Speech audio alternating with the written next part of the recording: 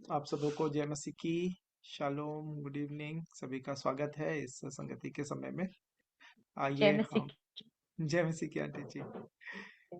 और अभी समय होगा कि हम प्रार्थनाओं के सहित आगे की सभा को प्रभु के हाथों में हम सौंपेंगे।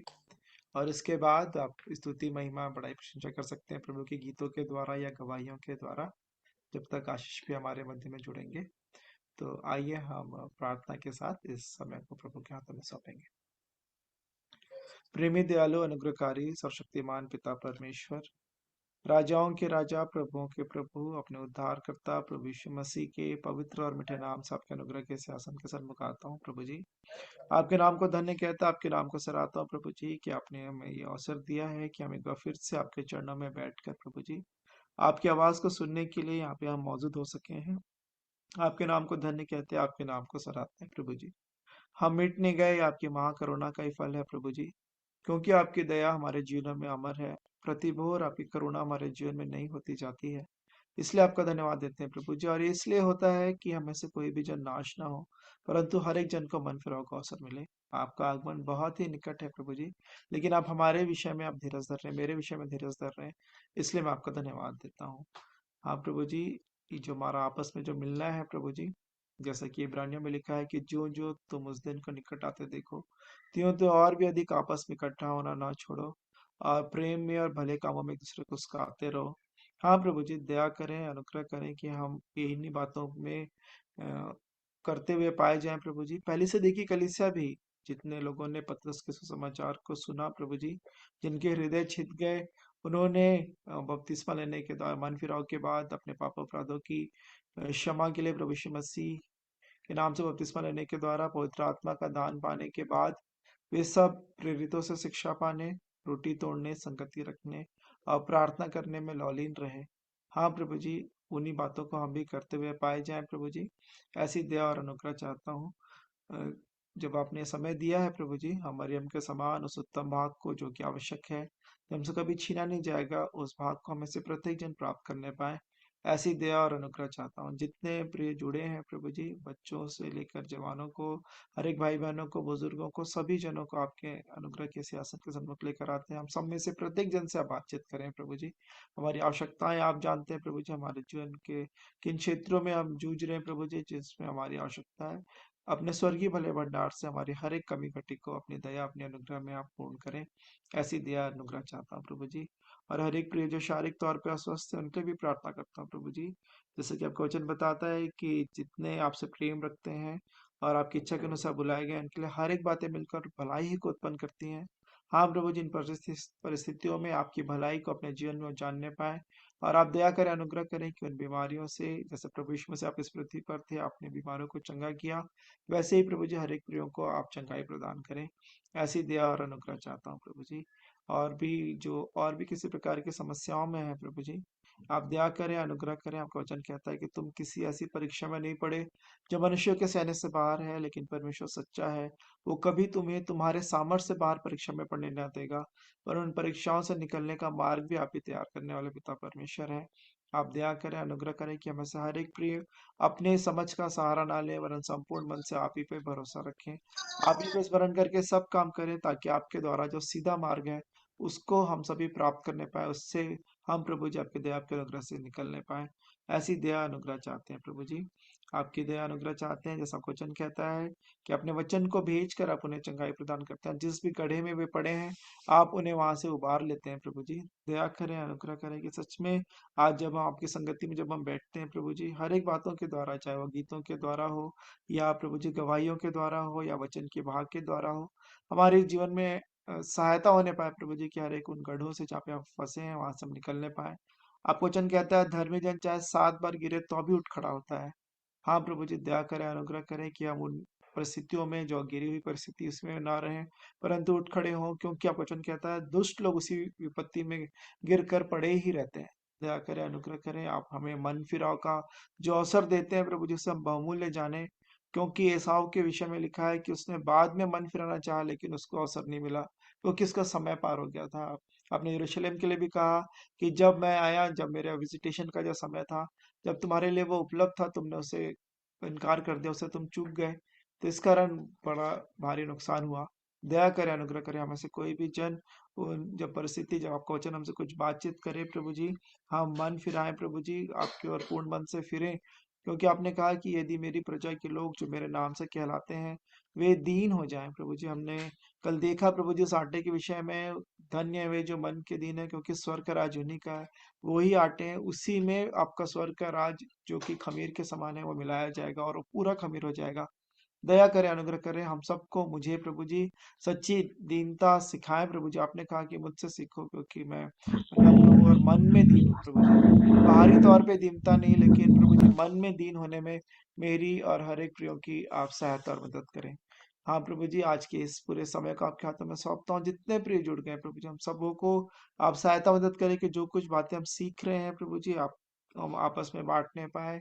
जब तक कि आशीष भी हमारे मध्य जुड़ते हैं, या फिर प्रभु जी जो भी जिस बात के लिए आपने हमें उबारा है, जो प्रकाशन दिया है, हम उनको हमारे साथ बांटे, या गीतों के द्वारा, गवाहियों के द्वारा, हर एक बातों में प्रभु जी हमारी आत्मिक उन्नति होने पाए और आपके नाम की बड़ाई प्रशंसा होने पाए।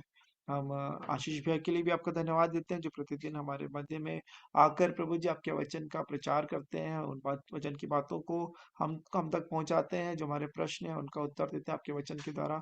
उनके जीवन के लिए, उनके परिवार घराने के लिए धन्यवाद देता हूँ प्रभु जी। जहाँ इस स्थान में हो प्रभु जी, आपकी सुरक्षा में पाए जाए, स्वर्गदूतों के पहरे में, और हमारे मध्य में सकुशल और जल्द से जल्द पहुंचने में प्रभु जी आप उनकी सहायता और मदद करें। और लता जी, एम आंटी जी को भी आपके हाथों में सौंपता हूँ, जो कि आज अगुवाई करती हैं हर एक बातों में प्रभु जी। हम आपके आत्मा की अगुवाई में हर एक बातों को करने पाए, जिससे हम अपने ही नहीं लेकिन बहुतेरों के लिए भी आशीष का कारण होने पाए प्रभु जी। जो प्रिय इन रिकॉर्डिंग्स को बाद में सुनते हैं यूट्यूब के माध्यम से या और विभिन्न माध्यमों से, आप दया करें, अनुग्रह करें, आपका वचन हमें से प्रत्येक जन से बातचीत करें, क्योंकि आपका वचन कभी पुराना नहीं होता। आपका वचन जीवित है, आपका वचन प्रबल है, हर एक दोधारी तलवार से बहुत ही चोखा है, और गांठ गांठ और गुदे गुदे को वार पार छेदता है, और हृदय और मन के विचारों को वो जांचता है प्रभु जी। दया करें, अनुग्रह करें, हम आपके वचन को जब सुनते हैं प्रभु जी, अपने जीवन को उस आईने में, आपके वचन के आईने में देखने पाए, ताकि हम अपने जीवन में जो आवश्यकता है सुधार की प्रभु जी, बहुत ज्यादा सुधार की आवश्यकता है प्रभु जी, उस सुधार को अपने जीवन में हम करने पाए, क्योंकि आप वचन बताता है कि हम सिर्फ वचन के सुनने वाले ही नहीं, परंतु उस पर चलने वाले बने प्रभु जी।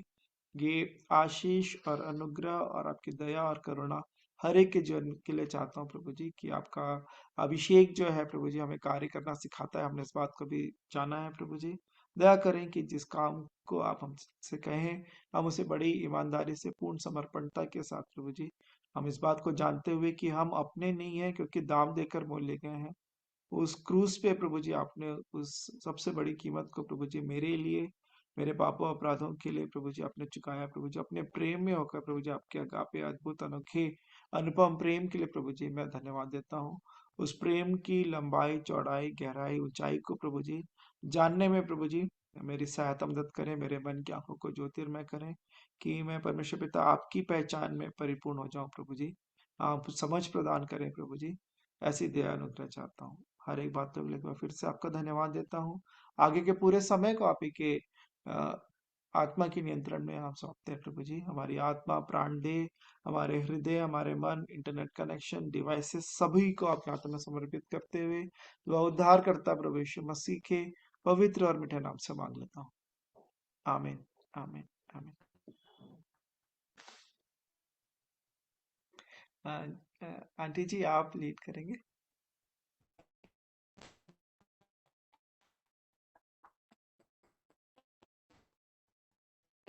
आवाज नहीं आ पा रही आंटी जी आपकी। मे बी आपका ईयर प्लग्स की वजह से।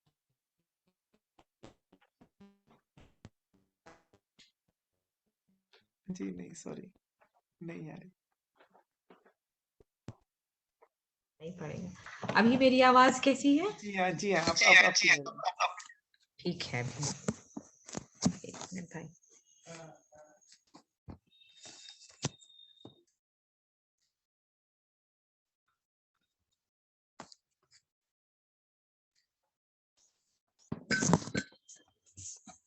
और कोई प्रेयर करना चाहते हैं तो भाई?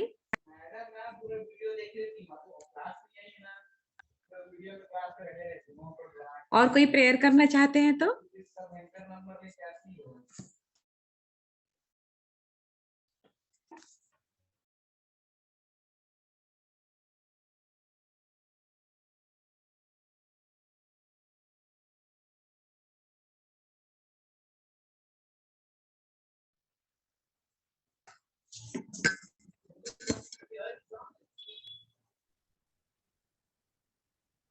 और कोई हमारे बीच से कोई प्रार्थना करना चाहते हैं तो कर सकते हैं, सर हैं।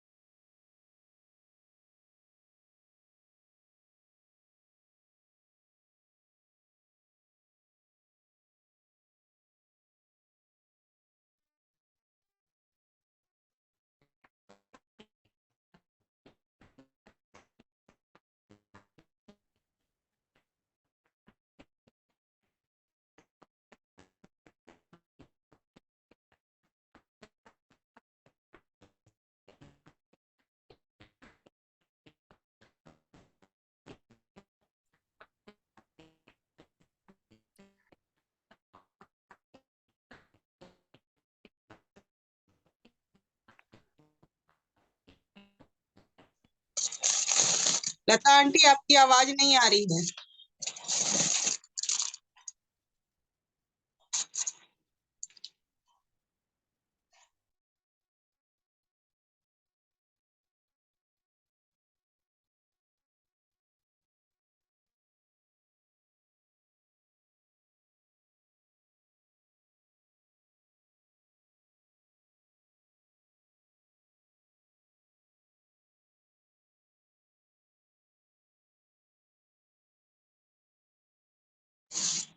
आंटी, आपका माइक बंद है। अभी भी नहीं आ रही आवाज।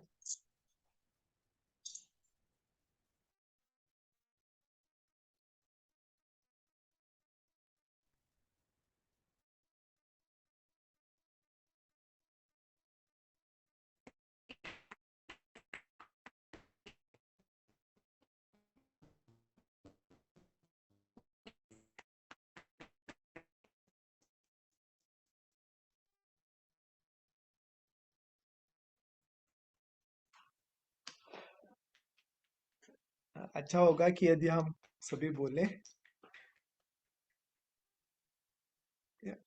आवाज नहीं आ रही आंटी जी शायद।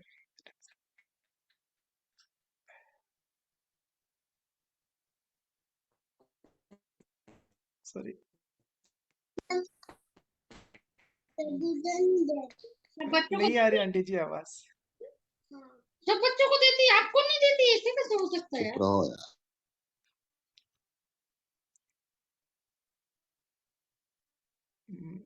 तो आंटी जी के ऑडियो में थोड़ी सी दिक्कत है तो मैं ही बोलूंगा। अभी जरूरी अच्छा होगा कि हम प्रभु के महिमा में प्रार्थना गीत गा सकते हैं, प्रार्थनाएं कर सकते हैं, गवाहियों को दे सकते हैं जो कुछ हम सीख रहे हैं पिछले दिनों।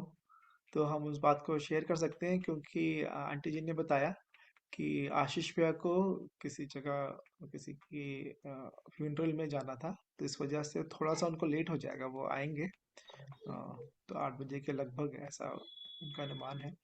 तब तक फिर हम अच्छा है कि हम जो कुछ बातें सीख रहे हैं उसको हम बांट सकते हैं, गवाहियाँ रख सकते हैं, प्रार्थनाएं भी कर सकते हैं, प्रभु की महिमा में गीतों को गा सकते हैं। तो जैसा भी आप समय का इस्तेमाल करना चाहते हैं, और मैं निवेदन करूंगा सभी पार्टिसिपेट करें तो ज़्यादा अच्छा रहेगा, सभी की सहभागिता रहे क्योंकि हम यदि कल के वचन के विषय में ही यदि हम अगर देखना चाहेंगे कि कल कौन कौन से विषय कौन कौन सी बातों को हमने सीखा था, तो हम आटे के विषय में देख रहे थे। तो यदि कोई कहना चाहता है इसके बारे में क्या उन्होंने सीखा तो ज़्यादा अच्छा रहेगा। सिस्टर लीना, आप कुछ बोलना चाह रहे हैं आटे के विषय में? आपका माइक ऑन है।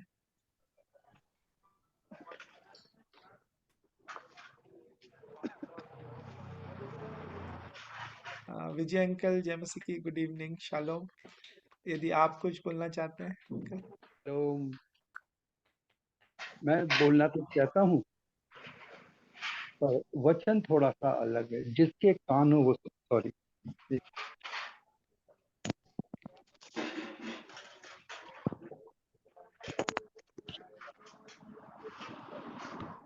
आज प्रकाशित वाक्य पढ़ रहा था, दूसरे अध्याय से पढ़ना शुरू किया और उसमें बड़ी सुंदर सुंदर सुंदर सुंदर आयतें मिली मेरे को। जबकि बाइबल की हर एक किताब, हर एक वचन बहुत सुंदर है। तो जब मैं पढ़ता जा रहा था और मैंने काफी लंबे समय तक जब मैं इसको मैंने पढ़ा, तो वहां पर कुछ कुछ आयतें मेरे सम्मुख आई। तो मैंने सोचा कि मैं भी शेयर करूं इस आयत को, क्योंकि वचन तो काटता और छांटता है। प्रभु का धन्यवाद। आइए एक छोटी सी प्रार्थना। सर्वशक्तिमान दयालु प्रभु, धन्यवाद देते हुए एक बार फिर से हम आपके पवित्र चरणों में आते हैं और धन्यवाद देते हैं हम जितने भाई और बहन आज जुड़े हैं उन सब के लिए, और जो आगे जुड़ना चाह रहे हैं प्रभु जी, उनको भी प्रभु तू सम्मिलित कर, ताकि हम एक मन हो के तेरे वचन में संगति कर सकें। धन्यवाद देते हैं हर एक बात के लिए, धन्यवाद देते हैं सारे इंस्ट्रूमेंट के लिए जिसको आप चला रहे हो, चाहे वो जहाँ जहाँ से प्रभु काम कर रहे हैं प्रभु जी। हर एक के इंस्ट्रूमेंट को, हर एक के इंटरनेट को प्रभु हम आपके हाथों में रखते हैं। आपके नाम की महिमा और आपके नाम की बड़ाई मांगते हैं यीशु के मीठे नाम।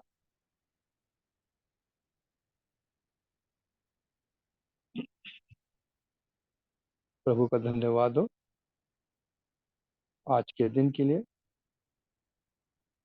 वचन जब मैं पढ़ रहा था तो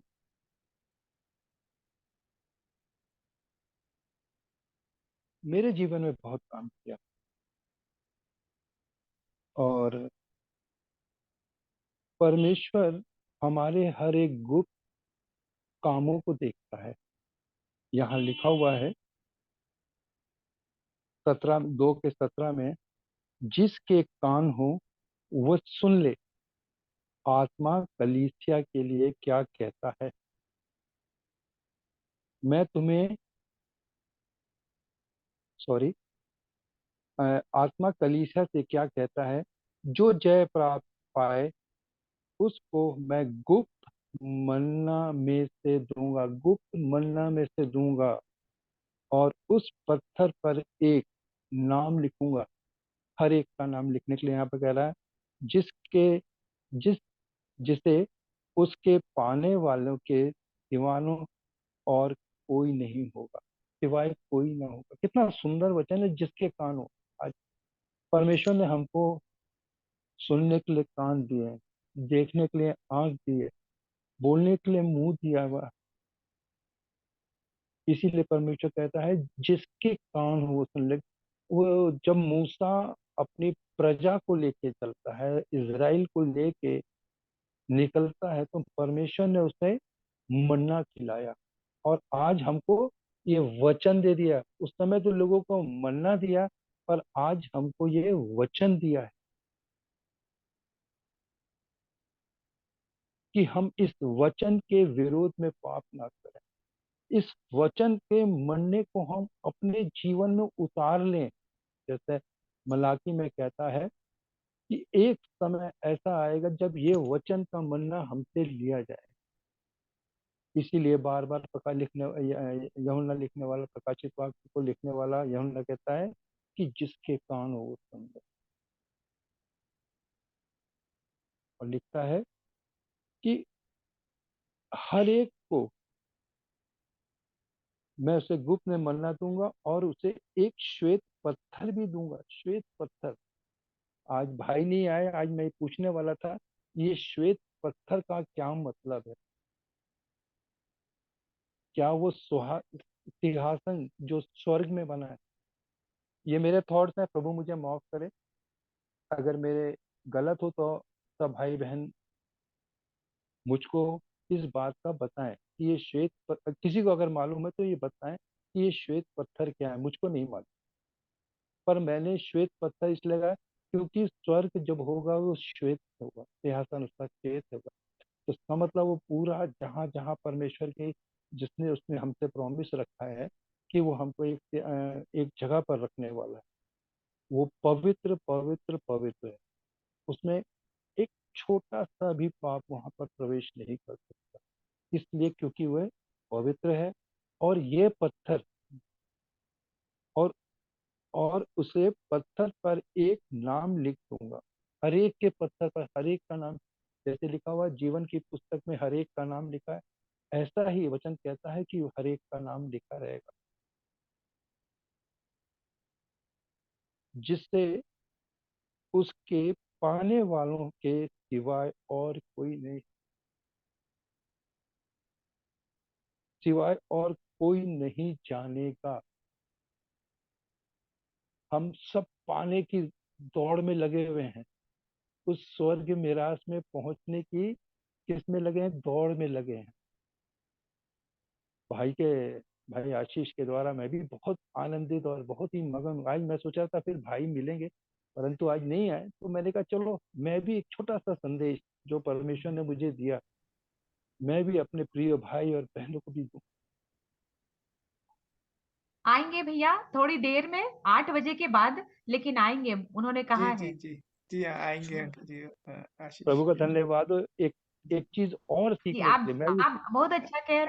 आप बिल्कुल, जी, बहन, बोलिए, आप बोलिए। मैं नहीं कह रहा हूँ, ये मेरा प्रभु का जीवित कलाम कह रहा है कि वो हम सबको एक जीवित, जब हमको रखेगा तो एक श्वेत स्थान में हर एक पत्थर पर हमारा नाम लिखा होगा। मैं नहीं जानता वो कौन सा स्थान होगा जिसमें आपको, हमको और जितने भाई बहन उसके विश्वास में बने रहेंगे। मैं उसके नाम की महिमा और उसके नाम की तारीफ करता हूँ इस वचन के लिए कि उसने हमको एक इंश्योरेंस दिया हुआ है, एक यूं कहें कि उसने अपने जैसे कहा था कि मैं जब जाऊंगा और जब मैं आऊंगा तो जो मुझ में बने रहेंगे मैं उनको अपने सिंहासन पर और ये भी लिखा हुआ प्रकाशित वाक्य में कि हम न्याय करने वाले होंगे। मैं प्रभु का धन्यवाद देता हूँ, धन्यवाद देता हूँ, धन्यवाद देता हूँ कि उसने हमको एक मिरास से भरा हुआ है। अ, एक वचन और पढ़ूंगा इसी को इसी पर, जैसे लिखा हुआ है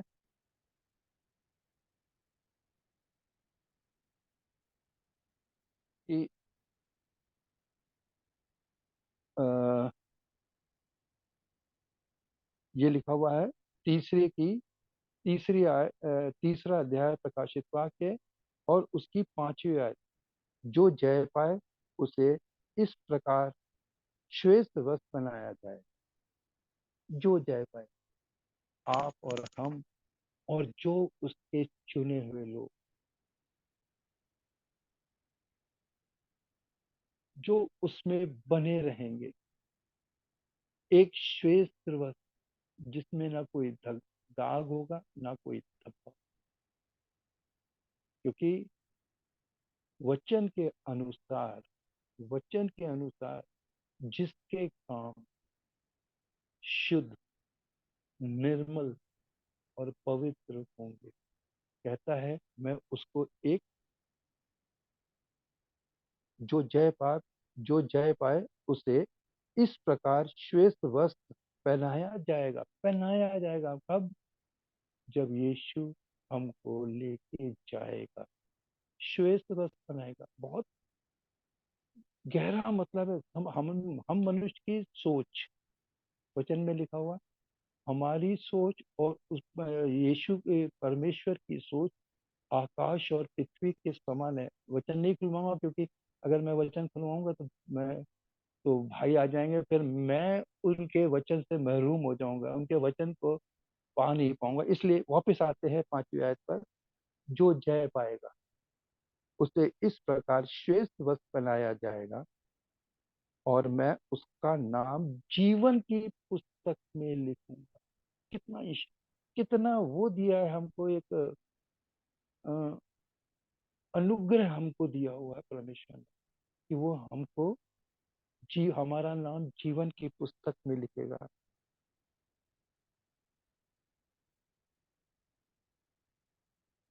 फिर से मैं पढ़ूंगा। जो जय पाए उसे इस प्रकार श्रेष्ठ भक्त बनाया जाएगा और मैं उसका नाम जीवन की पुस्तक में से किसी रीति से न काटूंगा, किसी रीति से, पर उसका नाम अपने पिता और उसके सरदूत के सामने मान लो। कितना कितना प्यार कर रहा है हमको कि अपने पिता और सरदूतों के सामने वो हमको मानेगा कि हमने उससे प्रेम किया। उसके नाम की महिमा, उसके नाम की तारीफ करता हूँ कि एक एक बात इस पुस्तक में खोल के रखी है। मैं प्रभु का धन्यवाद देता हूँ कि उसने अपने प्रेम हम सब पर डाला। एक आयत और पढ़ूंगा, 3:11।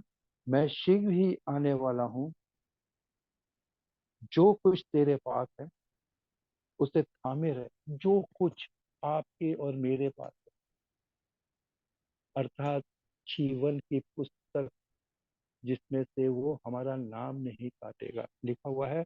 मैं वापस 11वीं आयत पर आऊंगा। मैं शीघ्र आने वाला हूँ, जो कुछ तेरे पास है उसे थामे रहे कि तेरा कोई मुकुट ना छूटे। अर्थात संसार के अंदर के इर्द गिर्द घूमती रहती है अंधकार की शक्ति, वो हमसे छीनने ना पाए। छीन सकता है अगर हम पाप में गिर जाएंगे तो। इसीलिए कहता है कि उसमें बने रहो, सदा सर्वदा उसमें बने रहो। आगे पढ़ते हैं। और जो जय पाए उसे मैं अपने परमेश्वर के मंदिर में एक खंबा बनाऊंगा। सुनिए मेरे भाई और बहने, एक खंबा बनाएगा वो आपको, हर हमको जीवित खंबा। क्या हम भाई बहन तैयार हैं जीवित खंबा बनने के लिए? और आगे पढ़ता हूं मैं। और वह फिर कभी बाहर ना निकलेगा, और मैं अपने परमेश्वर का नाम और अपने परमेश्वर के नगर अर्थात नए यरूशलेम का नाम, जो मेरे परमेश्वर के पास से स्वर्ग पर से उतरने वाला है, और अप, अपना नया नाम उस पर लिखूंगा। क्या ही धन्य है वो। आगे लिखता है, जिसके कान हो वो सुन ले कि आत्मा कलीसिया से क्या कहता है। कलीसिया, जैसे भाई बता रहे थे, जड़, तना, शाखें, पत्ते और फल। क्या आज हम उस पत्तों के समान, उस फल के समान हैं? क्या हमारे, मेरे जीवन में नहीं, मैं आपको साफ कहता हूँ, मेरे जीवन में कोई फल नहीं, पर फल की इच्छा रखता हूँ कि मेरे जीवन में भी फल आए। क्योंकि जो, जैसा भाई ने बताया था कि जो डाली फल नहीं लाती है वह काट दी जाती है। जब यीशु उस पेड़ के पास से, अंजीर के पेड़ के पास से निकला, जब उसको सूखा पाया तो उसको कहा काट के जल कर। क्या हमारा हश्र ऐसा तो नहीं होगा? इसलिए बार बार कह रहा है, जिसके कान हो वो सुन ले। और कहता है 3:19 में, मैं जिन जिन से प्रीति रखता हूँ उन सब को उल्हाना और ताड़ना भी देता हूँ। उल्हाना और ताड़ना परमेश्वर की अगर हमारे जीवन में हो तो हम उसमें बने रहेंगे। जब हमें जैसे माता पिता अपने बच्चों को ताड़ना देती है, एक संसारिक रूप से बात कर रहा हूँ, वैसे ही हमारा पिता हमको ताड़ना देता है जब हम अपने मार्ग से भटक जाएंगे या भटकेंगे। जैसा उड़ाऊ पुत्र भटक गया, फिर जब वह अपने पिता के पास आया, उसने अब उसको अपने गले लगा। मैं प्रभु का धन्यवाद देता हूँ। आगे लिखता है वह, इसलिए सरगम हो और मन फिरा, देख मैं द्वार पर खड़ा। सच में जीवित कलाम है, ये पवित्र कलाम है जिसने हमारे हाथों में दिया। क्या ही धन्य है वह जो इसमें बना रहता है, क्या ही धन्य है वह परमेश्वर जो हमारे हृदय में वास करता है, क्या ही धन्य है वो लोग जो परमेश्वर के संग संग बने रहते हैं, क्या ही धन्य है वे लोग जो परमेश्वर की राह में बने हुए हैं, क्या ही धन्य है वे लोग जो परमेश्वर की बाट जोते हैं। क्या ही धन्य है हम और आप जो अपने जीवित परमेश्वर के से प्रेम करते हैं, क्योंकि उसकी ताड़ना हमें जीवन में प्रवेश कराएगी।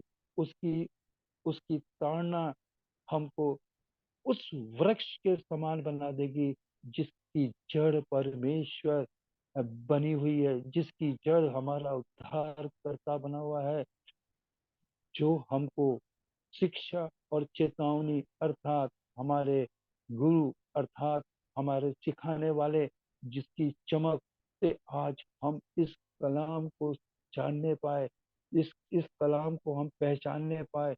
इसलिए मैं परमेश्वर का धन्यवाद देता हूँ कि वो परमेश्वर जिसने आपको और हमारी रचना करी, उसने कहा हर एक का चित्र मेरी हथेली में है।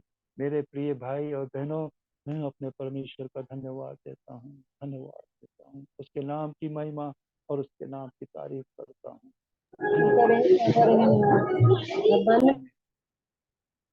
यीशु मसीह आपका धन्यवाद देता, आपने अपने प्रेम में मेरे को और मेरे परिवार को बनाए रखा है। आपके नाम की महिमा, तारीफ तारीफ तारीफ, यीशु के नाम, आमीन।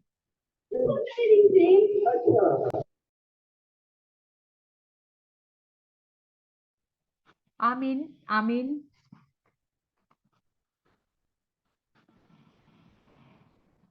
यदि और कोई हमारे बीच में प्रियजन गवाही रखना चाहते हैं या गीत गाना चाहते हैं या प्रार्थना करना चाहते हैं तो अवश्य रखें। आशीष भाई अभी जुड़े नहीं हैं, जब वो आएंगे तो आगे कंटिन्यू करेंगे। विजय भैया आपको बहुत धन्यवाद, एक सुंदर प्रकाशन आपने रखा हमारे बीच में। मेरी आवाज आप लोगों को पहुंच रही है? जी हाँ थैंक बहन, यू। बिल्कुल साफ आ रही है आपकी आवाज। जी जी। तो अभी आप और भी प्रिय लोग हैं जो आप वचन से बात कर सकते हैं अपने प्रियों के बीच में और गवाही रख सकते हैं, आप लोगों का अवसर है।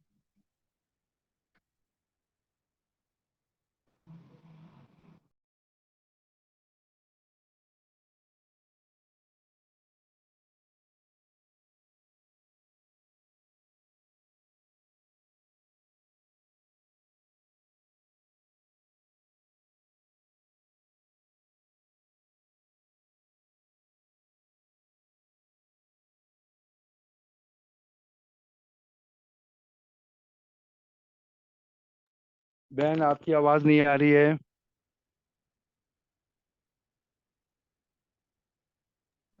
और कोई हमारे बीच में प्रियजन है, कोई वचन से शेयर करना चाहते हैं?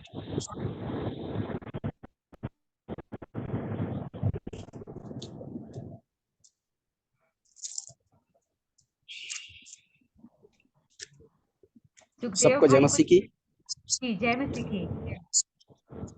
जी मैं प्रभु की महिमा करना उसकी स्तुति भजन। वैसे काम पे हूँ ना, इधर ज्यादा शोर शराबा होता रहता है। जी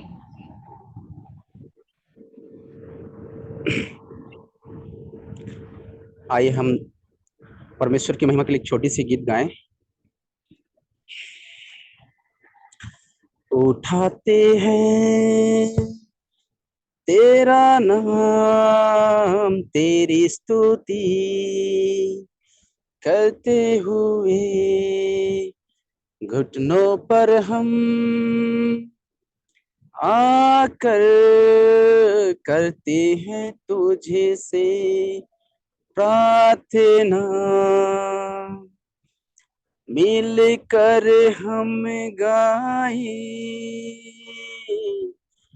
प्रभु की स्तुति हो। मिलकर हम गाए हालेलुया,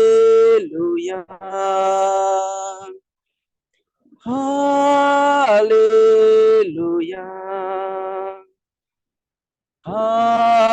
हालेलुया।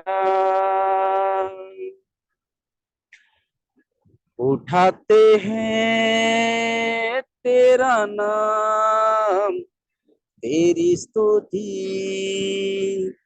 करते हुए घुटनों पर हम आकर करते हैं तुझे से प्रार्थना। मिलकर हम गाए प्रभु की स्तुति हो। मिलकर हम गाए हालेलुया, हालेलुया। आएगा मेरा यीशु हमें लेने, एक दिन जाएंगे हम उसके संग, जहाँ पर होगा अनंत जीवन। आएगा मेरा यीशु हमें लेने, एक दिन जाएंगे हम उसके संग, जहाँ पर होगा अनंत जीवन। मिलकर हम गाए प्रभु की स्तुति हो। मिलकर हम गाए हालेलुया, हालेलुया, हालेलुया,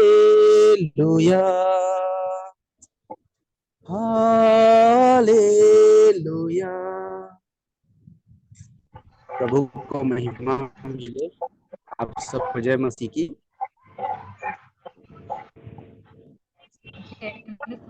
भाई अपने ड्यूटी में भी होकर के आप प्रभु के गाना गाने के लिए समय निकाले। आपको प्रभु अपनी महिमा में और बढ़ाए और इस तरह से अपनी गवाहियों के द्वारा, गीतों के द्वारा, प्रार्थना के द्वारा और संगति बनाए रखने के द्वारा प्रभु की महिमा और स्तुति करते रहें। और भी कोई हमारे बीच में नहीं है तो आप लोग अपनी गवाहियां रख सकते हैं।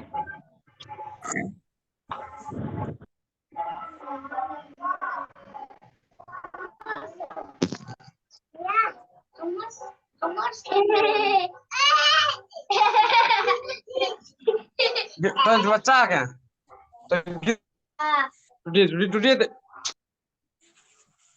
जिस भाई का घर में बच्चे हैं प्लीज माइक बंद कर दें प्लीज।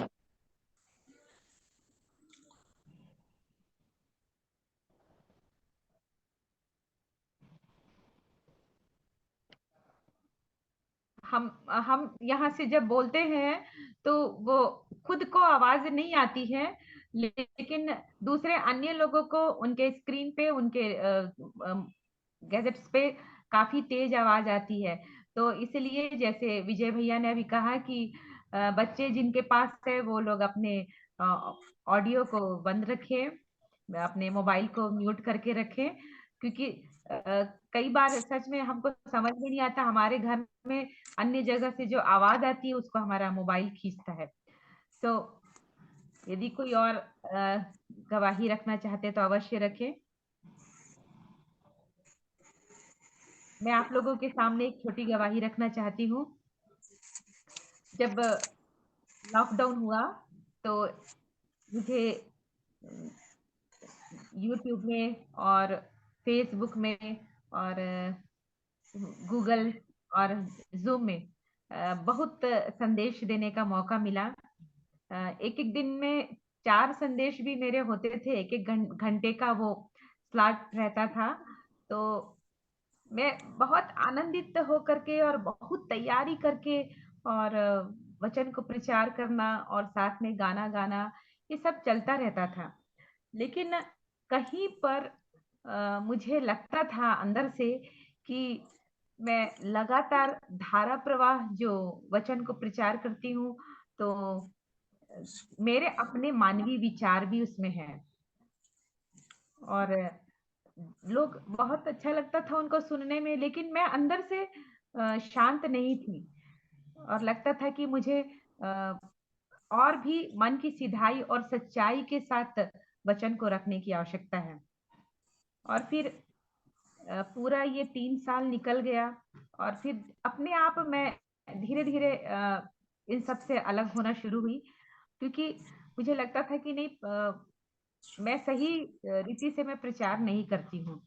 जबकि मेरे प्रियो के कॉल्स आते थे कि मैं क्यों बंद कर दी। अभी भी मुझे फेसबुक में प्रचार करने के लिए कहा जाता है और अभी भी मुझे ज़ूम में और गूगल मीट में प्रचार करने के लिए कहा जाता है, यूट्यूब में भी। तो मैं अब इस सभा को, ब्लेसेड फैमिली को जॉइन करने के पहले ही मैं वो सब संदेश देना, प्रचार करना बंद कर दी। तो वही उसका एक कारण था कि मुझे खुद लगता था कि मैं सही रीति से वचन को प्रचार नहीं कर रही हूँ। और 12 दिसंबर को मैं यूट्यूब में आशीष भाई को देखी, ब्लेसेड फैमिली में वो जुड़े हैं और मेरे पास इसका ज़ूम का लिंक नहीं था। दूसरे दिन ही मैंने आशीष भाई को मैसेज किया कि कृपया मुझे लिंक भेजें, तो उन्होंने भेजा मुझे लिंक।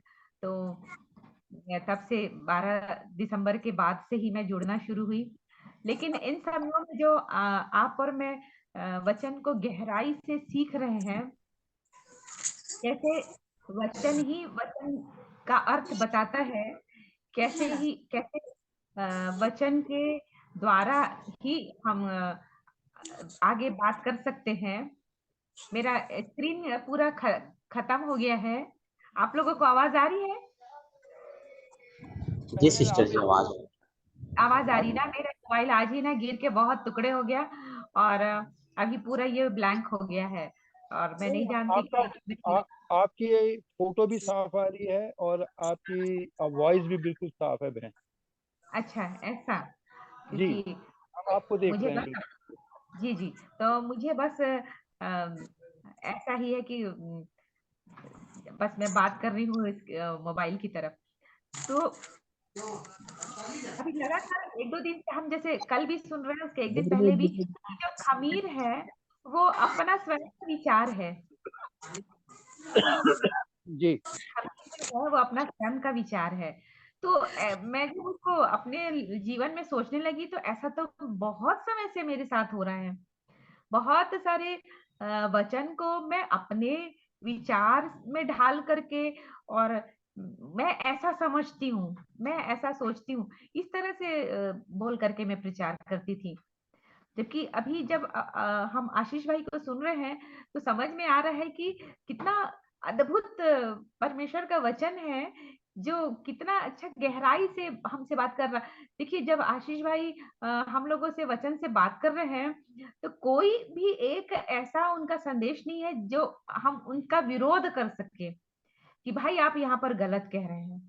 क्योंकि वो अपनी ओर से कुछ नहीं कह रहे हैं, वो वचन से ही वचन को वो प्रचार कर रहे हैं। तो कितना मैं प्रार्थना में कहती हूँ कि कितना उन्होंने परिश्रम किया है, कितने प्रभु के पास कितने देर तक वो बैठ करके ये सब सीखते रहे होंगे, तब कहीं जा करके आज ये प्रतिफल हम उनके जीवन में देख रहे हैं कि हम लोग सुनने के लिए उनको कितना उत्साहित हैं। मैं ज़रूर उनके साथ 12-13 वर्षों से मैं जुड़ी हुई हूँ और बीच-बीच में उनका संदेश मुझे मिलता भी रहता था। लेकिन इन अवसरों पर, इन समयों में मैं और अद्भुत रीति से परमेश्वर के वचन को सुनने पा रही हूँ। तो मैं इसके लिए मैं सच में प्रभु का बहुत धन्यवाद करती हूँ। और तब अभी मुझे जाके लगता है, जैसे कल भी भाई ने बताया, परसों भी, कि मोटिवेशनल स्पीकर्स बहुत हैं। और सचमुच में मैं बताऊँ आपको कि अब मैं अपने पुराने संदेशों को मैं कभी नहीं सुनी हूँ। इसलिए कि मुझे भी लगता था कि मैं ना मोटिवेशनल स्पीकर हूँ। तो प्रभु का धन्यवाद हो कि एक सच्चाई को प्रभु प्रकट किया मेरे जीवन के लिए, कि मैं, यदि कभी मुझे ऐसा अवसर भी मिलता है कि मैं वचन को प्रचार करूँ, तो मैं वचन से ही वचन को मैं प्रचार करूँ। अपनी ओर से मैं कुछ ना कहूँ, अपना दिमाग ना लगाऊँ। ठीक है, प्रभु ने वचन याद कर रखने के लिए अनुग्रह दिया है और परमेश्वर सहायता करता है कि जब हम बोलना शुरू करते हैं तो हमको वचन याद आते चला जाता है। लेकिन सिर्फ वो अ, हमारी अपनी बुद्धि को, हमारे अपने ज्ञान को प्रकट करता है और ये समझ में आता है कि हाँ, हम बहुत वचन जानते हैं। लेकिन इन दिनों में प्रियो जो अपन सीख रहे हैं, वो सबसे अद्भुत बात है कि उम, हम लोग प्रभु यीशु मसीह के सारी घटनाओं को गहराई से सीखने और समझने पा रहे हैं।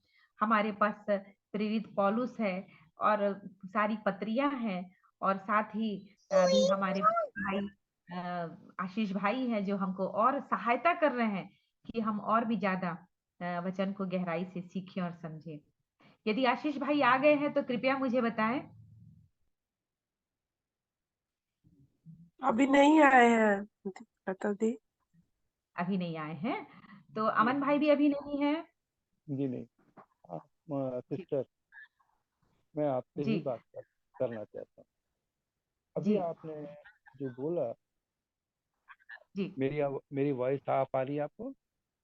जी, आपकी आवाज़ अच्छे से आ रही है, लेकिन मेरा स्क्रीन पूरा ब्लैंक है, मुझे कुछ भी नहीं दिख रहा है, बस मैं आवाज़ सुन रही हूँ। जी, ज़रूर बोलिए। आपने जो काम छोड़ा है, मैं उसके लिए केवल यही कहूँगा कि अभी मैंने जैसे बोला है कि हमारे इर्द गिर्द अंधकार की शक्तियाँ घूमती हैं। वो हमको करती है कि हम ये काम ना करें। मैं ये मानना है, और हम इस डिप्रेशन में हो जाते हैं। इसका उदाहरण के रूप में मैं, मेरे पास से अभी एक एक एक फैमिली है, क्लोपस नाम का लड़का है। वो काफी डिप्रेशन में था। उसने देखा कि हम प्रभु से प्यार करते हैं, तो उसने मेरे साथ जॉइन हुआ। तो मैंने उसको बोला, भाई क्या प्रॉब्लम क्या है, आपने बताओ। कहता है, जब मैं गाना गाता हूँ तो मेरे मुंह से जो गाने के शब्द हैं वो नहीं निकलते हैं, ऑपोजिट वर्ड निकलता है। मैं उस शब्द को नहीं बोलूंगा, मैं वो इतना बोलूंगा कि वो ऑपोजिट शब्द निकलते हैं। चाहे इसको ये बोले वल्गर शब्द निकलते हैं। तो मैंने कहा, भाई ये आपकी कमी है। आज तक परमेश्वर की जो भी स्तुति करता है, परमेश्वर उसको सामर्थ्य से भरता है। कहते भैया फिर मेरे क्यों हो रहा है ये बात? मैंने कहा, आपका समर्पण नहीं है। मैंने कहा, आप जब भी ऐसे अपने को देखते हो तो जोर जोर से आराधना करो और बोलो, यीशु के नाम से मैं इस सारी बातों को मैं यीशु के लहू से बांधता हूँ। करते करते करते करते, क्योंकि वो अभी शुगर की प्रॉब्लम हुई और कुछ ये काफी डिप्रेस हो गया था। आज प्रभु में बहुत आनंदित है। आजकल वो मेरे पास संगति के लिए 3 से 4, तो कभी कोई टाइम मेरे पास आता है, हम दोनों के पास संगति से करता है। हम लोग हमेशा उसको वचन से सिखाते हैं। आज बड़ा आनंदित है। बहुत आनंदित है। कहता सच में हमने अपना मैं इससे उम्र में काफी बड़ा हूँ, चाहे मैं 5 साल या 6 साल बड़ा हूँ। तो मैंने कहा देख भाई, सबसे पहले तुम अपना रोना बंद करो, क्योंकि जब भी आता है रोने लगता है और प्रार्थना करता है। मैंने कहा नहीं, प्रार्थना करोगे तो रोगे नहीं। कह रहा क्यों? मैंने कहा तुम किसको, किसके लिए, किस विषय से तुम रो रहे हो, क्यों रो रहे हो, क्या कारण है तुम्हारे रोने का? बस मेरा अंदर से। तो मैंने कहा तुम्हें रोना है तो परमेश्वर के लिए रो, उसके चरणों में बैठ के रो। कह रहा भैया मैं तो दुआ, मैंने कहा दुआ तुम कर रहे हो, मैं मानता हूँ, मैं मना नहीं कर रहा हूँ, पर तुम्हारा रोना अपने कमरे के अंदर बंद कमरे में होना चाहिए। उस खुदा को रोते हुए पुकारो जो तुमको, केवल तुमको चंगाई दे सकता है। हम मनुष्य कुछ नहीं कर सकते हैं तुम्हारे, केवल वही तुमको चंगाई दे।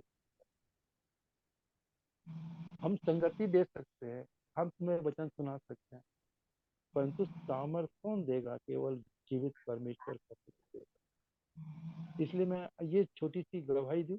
अब वो पहले से बहुत बेटर हो गया। प्रभु के नाम की महिमा हो, क्योंकि प्रभु ने हमारे द्वारा उसको काउंसलिंग करवाई। तो मैं बहन आपको अब फिर से मैं आप पर आ जाता हूँ। मेरी किसी बात का बुरा मत मानिएगा, एज ए बड़े भाई की तरह। जी आपने जो काम रखा है, आप ये मत सोचो कि वो आप अपने विचारों से कर रही हो। आप घुटने में जाके पवित्र आत्मा को बोल के उसकी सामर्थ पाके आप हर एक काम कर। जी जी कल जरूर। कल कल की बात है या परसों की बात है, हम हस्बैंड वाइफ के अंदर डिस्कशन हो रहा था, आपस में वार्तालाप चल रही थी कि यीशु मसीह ने 40 दिन और 40 उपवास करके किया, फिर शैतान उसके पास कैसे पहुंच गया? जब उसके पास पहुंच सकता हो तो हम और आप क्या है? हम और आप कुछ नहीं है।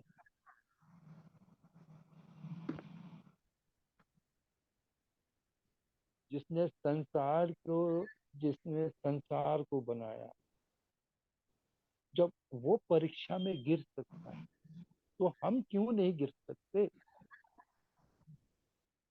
बस केवल ये है कि हम उसको थामे रहें जी और अपने जीवन को प्रतिदिन नया बनाते जाएं। एक मैं बहन, 1 मिनट मैं देख रहा हूँ, अभी कोई आया है, कौन आया है? नहीं, अभी भाई नहीं आया। तो मेरा कहना ये है कि आप, जैसा आपने बोला है, आपके पास एक एक शक्ति है, यीशु की एक शक्ति है, उसमें बढ़ते जाइए। संसार के ना, इधर देखिए, अगर मैं कहता हूँ बहन आप ये गलत कर रहे हो, तो आप इस बात को सुधारो। परंतु ये जानना, पहले आपको जानना पड़ेगा कि मैं क्या गलत बोल रहा हूँ आपको। अगर है, अगर आपको लगता है कि मैं गलत बोला, तो आप इस कान से सुनो और इस कान से बाहर निकाल दो उसको, और अपने जी परमेश्वर के चरणों में जाके बोलो कि परमेश्वर, मेरे जीवन में से अगर कोई ठोकर खाए तो उसके लिए मैं क्षमा चाहती हूँ। और वचन में पढ़, क्योंकि पवित्र आत्मा हमको दिया हुआ है, और उसकी संगति में जब हम बने रहेंगे तो हम सदा और सर्वदा बढ़ते चले जाएंगे। जी पौलुस भी तो कहता है कि मैं अंश अंश बढ़ रहा हूँ, जैसे भाई ने बताया कि जी कितने साल तक वो बना रहा, संगति में करता रहा, तो जब वो परिपक्व हो गया तब वह अपना काम शुरू किया। ऐसे आप भी मत हियाव मत छोड़िए और बढ़ते जाइए। जहाँ वचन है, जहाँ वचन देने का अवसर हम ना चूके, अवसर नहीं चूकना है। मैं जानता हूँ आपके जीवन में बहुत काम है, आपके जीवन में परमेश्वर ने बहुत काम किया है, इसलिए आप चूको नहीं और परमेश्वर के काम को प्रतिदिन करते जाओ। जी चाहे जी आप जॉब में हैं, मैं एक अपनी गवाही दूंगा, छोटी सी गवाही, बहुत छोटी सी। जी जी जरूर।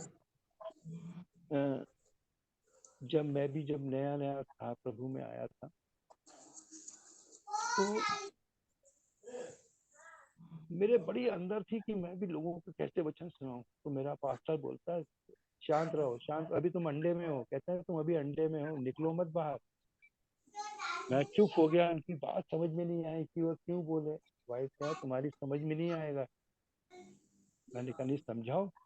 कहते एकाएक मैं तो हिंदू के बीच में जॉब करता था, सिख थे, हिंदू थे, मुस्लिम के बीच में। तो उन्होंने कहा तुम ऐसे काम नहीं कर पाओगे, नहीं तो तुम उलझ जाओगे। फिर मैं उनसे काउंसलिंग के बैठ गया उनके पास। उनसे मैंने पूछा आप बताइए मैं कैसे। तो उन्होंने मेरे को जेब के बराबर बराबर ट्रैक्स दिए, जिसमें वचन लिखा हुआ था। और जो वचन मेरे को ऊपर से दिखता था, वचन ऊपर से दिखता था कि इसमें क्या लिखा हुआ, ताकि मैं वो वचन लोगों को दिखा सकूं। पूछते ये क्या है? अरे मैंने कुछ नहीं, मेरी बाइबल की पुस्तक की आयतें हैं। कहता क्यों रखी है? मैंने कहा मैं भूल जाता हूँ ना, तो इसको याद करने के लिए रखता हूँ। गवाही की गवाही हो जाती है, वचन का वचन वो सुन लेता है मेरे मुंह से। इसलिए आप प्रभु में बढ़ते जाइए, और गवाह हम तभी बनेंगे जब हम सामर्थ पाएंगे। प्रभु के नाम की महिमा हो बहन। अगर मेरी बात आपको बुरी लगे तो मैं अपना बड़ा भाई समझ के मुझे माफ कर दीजिएगा। नहीं नहीं भाई, बहुत ही सही है, बहुत ही अच्छी बात है आपने कहा जो। Thank you so much. और जरूर प्रभु मेरी सहायता करेगा इस विषय के लिए, क्योंकि 96 में मेरे घर पे, हमारे घर पे प्रभु के सारे दास आते थे, उनकी बाइबल स्टडी होती थी। और हमारा घर पूरा विश्वासियों से भरा रहता था। लगभग ये 10 साल प्रक्रिया चली। लेकिन इसी बीच में हम एक ग्रुप में ट्रैक्ट्स बांटने, बाइबल देने, सुसमाचार प्रचार करने के लिए जाते थे। ये लगभग 20 वर्षों तक चला। उसके बाद फिर ऐसी स्थिति आई कि सब अलग अलग जगह चले गए, अलग अलग स्थानों पे जाके सेवकाई करने लगे। तो भी हम कुछ बहनें मिल करके इस काम को करती थी जा करके। फिर धीरे धीरे ये सब कुछ हमारे बीच से भी निकलता गया, या कहे हम लोग ठंडे होते चले गए। और अभी तो स्थिति ऐसी है कि काफी मुझे अलग अलग स्थानों से बुलाया जाता है। आसपास के हम 16-18 गांव में जाकर के प्रचार करते थे। लेकिन अभी मेरा बिल्कुल जाना नहीं हो पाता। प्रभु सहायता करे, आप प्रभु की प्रार्थना के कारण जरूर प्रभु एक उपाय करेगा, एक रास्ता तैयार करेगा। तो मेरे मेरे साथ अभी कोई भी नहीं है कि मैं जिनके साथ मैं जाकर के आसपास जो हमारे नए विश्वासी भाई बहन हैं, उनके बीच में जाकर के मैं प्रचार करूं। हम 2006 से हम एक छोटी सी कलीसिया शुरुआत किए थे यहाँ। और लगभग 450 से ही ऊपर हमारे नए विश्वासी भाई बहन बपतिस्मा लेकर के वो कलीसिया में जुड़े। और फिर एक बहुत ही बुरा समय आया। वो एक इंटरनेशनल न्यूज़ भी बन गया था कि हमारे ही अपने चर्च में बहुत भयानक लड़ाई हुई। और हम भी उसका हिस्सा बने। ये बहुत दुख की बात है। जैसे कहते हैं कि जीवन में एक काला अध्याय जुड़ता है, उसी तरह ही था वो भी। और अब तो बहुत अफसोस होता है कि ऐसा क्यों हुआ कि मेरा परिवार और मेरे घराने के सारे लोग जबकि प्रभु से इतना जुड़े हुए थे, तो वो क्यों करके लड़ाई झगड़ों में शामिल हो गए, मैं क्यों शामिल हो गई। लेकिन अभी स्थिति ये है कि हम जो लड़ाई झगड़ा किए थे, सब हम लोग आपस में एक दूसरे के साथ मिल गए। हमारी अच्छी बातचीत होती है, आना जाना एक दूसरे के साथ घर में शुरू हो गया है। लेकिन ऐसी परिस्थिति क्यों आई, हम लोग ये सोचते हैं। तो प्रभु सहायता करे कि जिन स्थानों को हमने छोड़ दिया है, जिन अपने नए विश्वासी भाई बहनों को हमने छोड़ दिया है, हम उनसे फिर से संपर्क स्थापित करें, फिर से उनके साथ वचन की संगति में बैठे, उनसे फिर से मिले, बिल्कुल ये एक बड़े अच्छा, प्रार्थना का विषय है और आप लोग भी जरूर इस विषय के लिए प्रार्थना करिए। चर्च के लिए क्या है उसे अवश्य। भाई आ गए हैं, आशीष भाई आ गए हैं? देख रहा हूँ बहन, नहीं अभी तक तो नहीं दिखाई दे रहे हैं। आज की आए हैं जी। अभी तक नहीं दिखाई दिए। जी मैं क्योंकि ना अंदाजे में सिर्फ बात कर रही हूँ, मुझे कुछ भी नहीं दिख रहा, सिर्फ मैं अपने मोबाइल के कैमरे की तरफ मैं देख रही हूँ और सिर्फ मैं बात कर रही हूँ। और यदि मुझे अपना म्यूट करना है, वीडियो ऑफ करना है, तो मेरा मोबाइल किसी रीति से मेरा सपोर्ट नहीं करेगा। और इसलिए विजय भाई आपको मैं अवसर देती हूँ कि आप वचन से बताइए, आप प्रार्थना करिए और हमारे बीच में यदि कोई है तो वो अवश्य अपनी बात रख सकते हैं। हाँ बहन, मैं एक गीत गाना चाह रहा था, जी हाँ भाई। प्रभु का गीत। जी मेरी आवाज आ रही? हाँ जी, बिल्कुल आपकी साफ आ आवाज रही है। आ रही है जी, बहुत जी अच्छे से जी आ रही आपका आवाज आ रही मेरी आवाज? प्रभु यीशु का ही गीत है मेरे पास, 6 लाइन की है और मुझे वह बहुत प्रिय लगता है, जो कि आज ही मैं सुबह उसको पढ़ा तो मुझे बड़ा प्रिय लगा। मैंने कहा ये संगति में मैं ये गीत को रखूंगा। तो आवाज आ रही बहन? जी, बहुत अच्छे से आ रही है आपकी आवाज। अच्छा, ठीक है। धन्यवाद हो पिता परमेश्वर का कि जो आज मैं अपना मुंह खोलने जा रहा हूँ इस संगति में, प्रभु हमारी अगुवाई करे और मेरे इस गीत के द्वारा जो वचन है इसमें उसको हम अपने अंदर लाएं। प्रभु को बहुत बहुत धन्यवाद देता हूँ। यीशु ने अपना खून बहा के मुझे बचा लिया। यीशु ने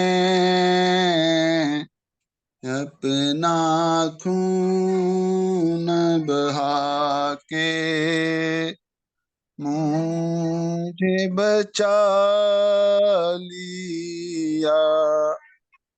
क्यों मैं न गाऊंगा गुण उसी के,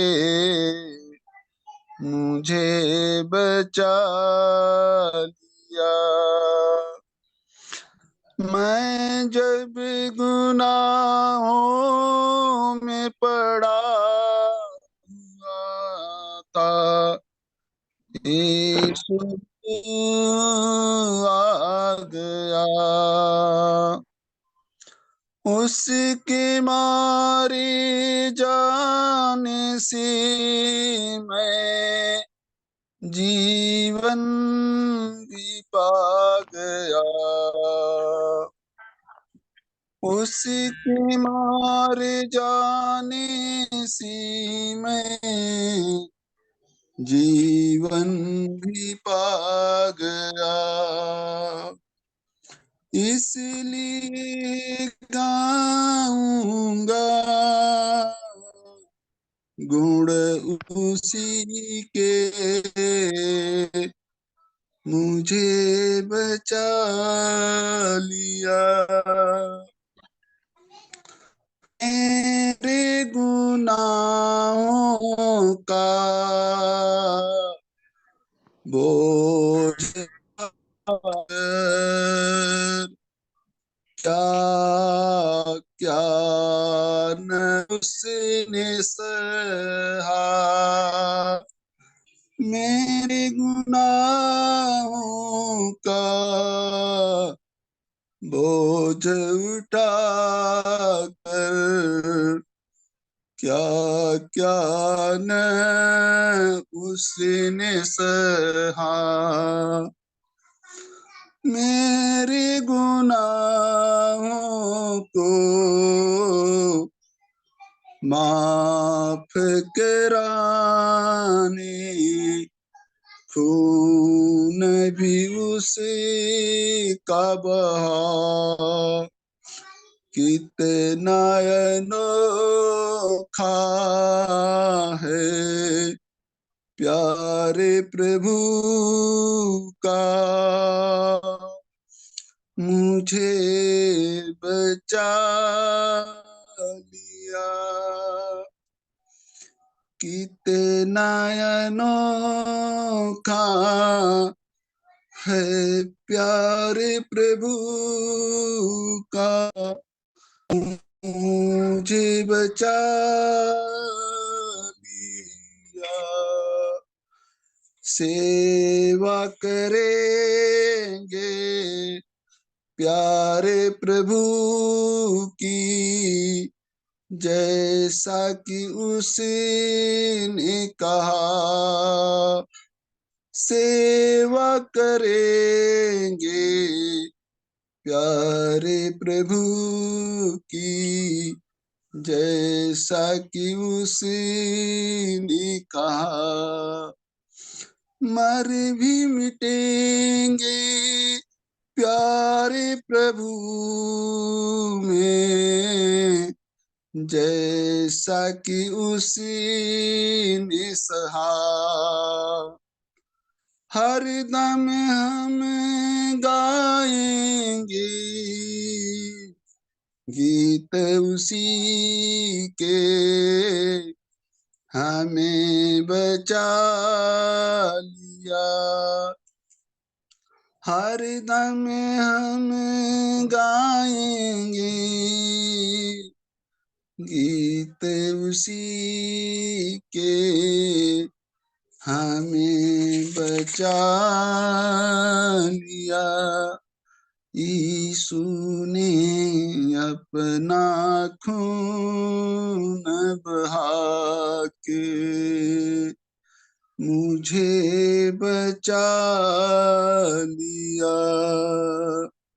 क्यों मैं न गाऊंगा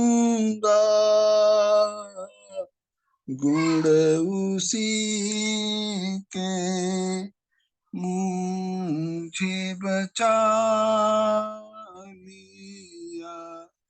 धन्यवाद हो पिता का, जो कि इस गुण के अंदर जो लिखा है, प्रभु यीशु ने हमारे लिए सब कुछ किया, क्या मैं उसके लिए कुछ भी नहीं कर सकता हूँ? हमारा मन इस्राएलियों की तरह न हो। आज जो मुझे पहले हमें नहीं मालूम था, लेकिन आज हमें जब मालूम पड़ रहा है, तो अपने आप को हम जरूर चेंज करें, क्योंकि परमेश्वर का जो अनोखा प्यार है वो मुझे कहीं नहीं मिलने वाला है। मेरी गवाही यही है। बहन में आशीष भाई आ गए क्या? नहीं आए हैं। नहीं आया अभी। मेरी गवाही यही है कि मैं तो हिंदू परिवार से हूँ, अभी तो मेरा बपतिस्मा भी नहीं हुआ है, लेकिन परमेश्वर ने मेरी अगुवाई इतने अच्छे से की है, उसका मैं जितना भी धन्यवाद करूं बहुत ही कम है। आप लोगों को आप मैं सच बताना चाहता हूँ बहन। कृपया अपने वीडियो को आप ऑन कर लेंगे तो और अच्छा लगेगा भाई। अच्छा ठीक है।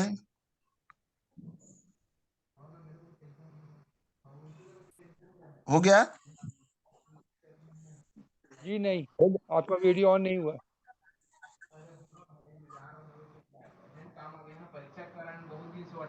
अब हो गया? नहीं हुआ। वीडियो पे क्लिक करिए। वीडियो पर एक लाल लकीर होगी भैया, उसको क्लिक कर लेते।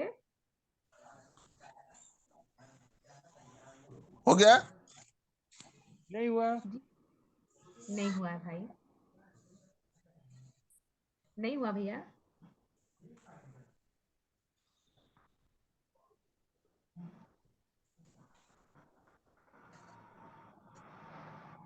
आपका ऑडियो के बाजू में वीडियो है ना भैया, उसी को ऑन करिए। हो गया बहन? अभी नहीं हुआ भाई। हेलो?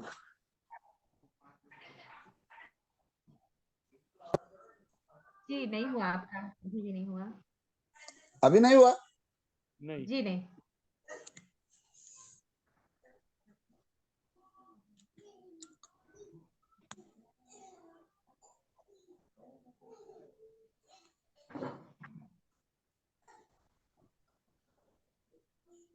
कट ही जाएगा।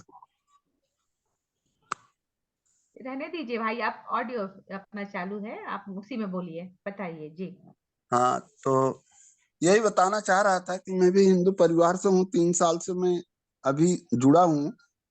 जी अभी मुझे ज्यादा समय नहीं हुआ है, लेकिन 3 साल हुआ है। लेकिन प्रभु ने मुझे हर जगह से, जो भैया अभी बता रहे थे, कि जब तक प्रभु के वचन के लिए पीड़ा नहीं होगा, जी जैसे जो बाइबल बता रही है, यदि उसकी बाइबल की कोई खोज करेगा, यदि उसके अनुसार नहीं मिलेगा तो पीड़न अंदर से होती है। वो पीड़न मुझको होती थी क्योंकि मैं चर्चेस में जाता था, मुझे वो मिलता नहीं था। तो मुझे जो पंकज साइमन जी मिले, जब उनका जो वचन सुना तो मैंने उनको छोड़ा ही नहीं। आप लोगों को सच गवाही तो बता रहा हूँ। जी तो उनके द्वारा जो आप लोगों की संगति में मैं भी जुड़ के अनोखा प्यार ले रहा हूँ। प्रभु का ही बड़ा बहुत धन्यवाद है कि सारी चीजों से परमेश्वर ने हमें बचा करके आप लोगों की संगति में जोड़ दिया। परमेश्वर का अद्भुत काम ये है कि वो अपने बच्चों को, जैसे भैया बता रहे थे कि अपने भेड़ों को चुनना है सब दूर से, वो परमेश्वर ने मुझे हिंदू परिवार से, मैं बहुत धार्मिकता में था, मेरे पास सारे ग्रंथ पढ़े हैं बहन, इतना जी चेष्टा रखता था। लेकिन बता रहा हूँ कि जब से ये बाइबल मुझे मिला, तब से मैं अपने जीवन में इसको धरोहर बना लिया, वो पलंग पेटी के अंदर रख दिया गया, कि परमेश्वर का जो जीवित कलाम है, मैं इसका बड़ा सम्मान करता हूँ। इसका इतना वचन में, यदि इसको जितना ही अपन सम्मान करेंगे, परमेश्वर हमारे उतने नजदीक आएगा।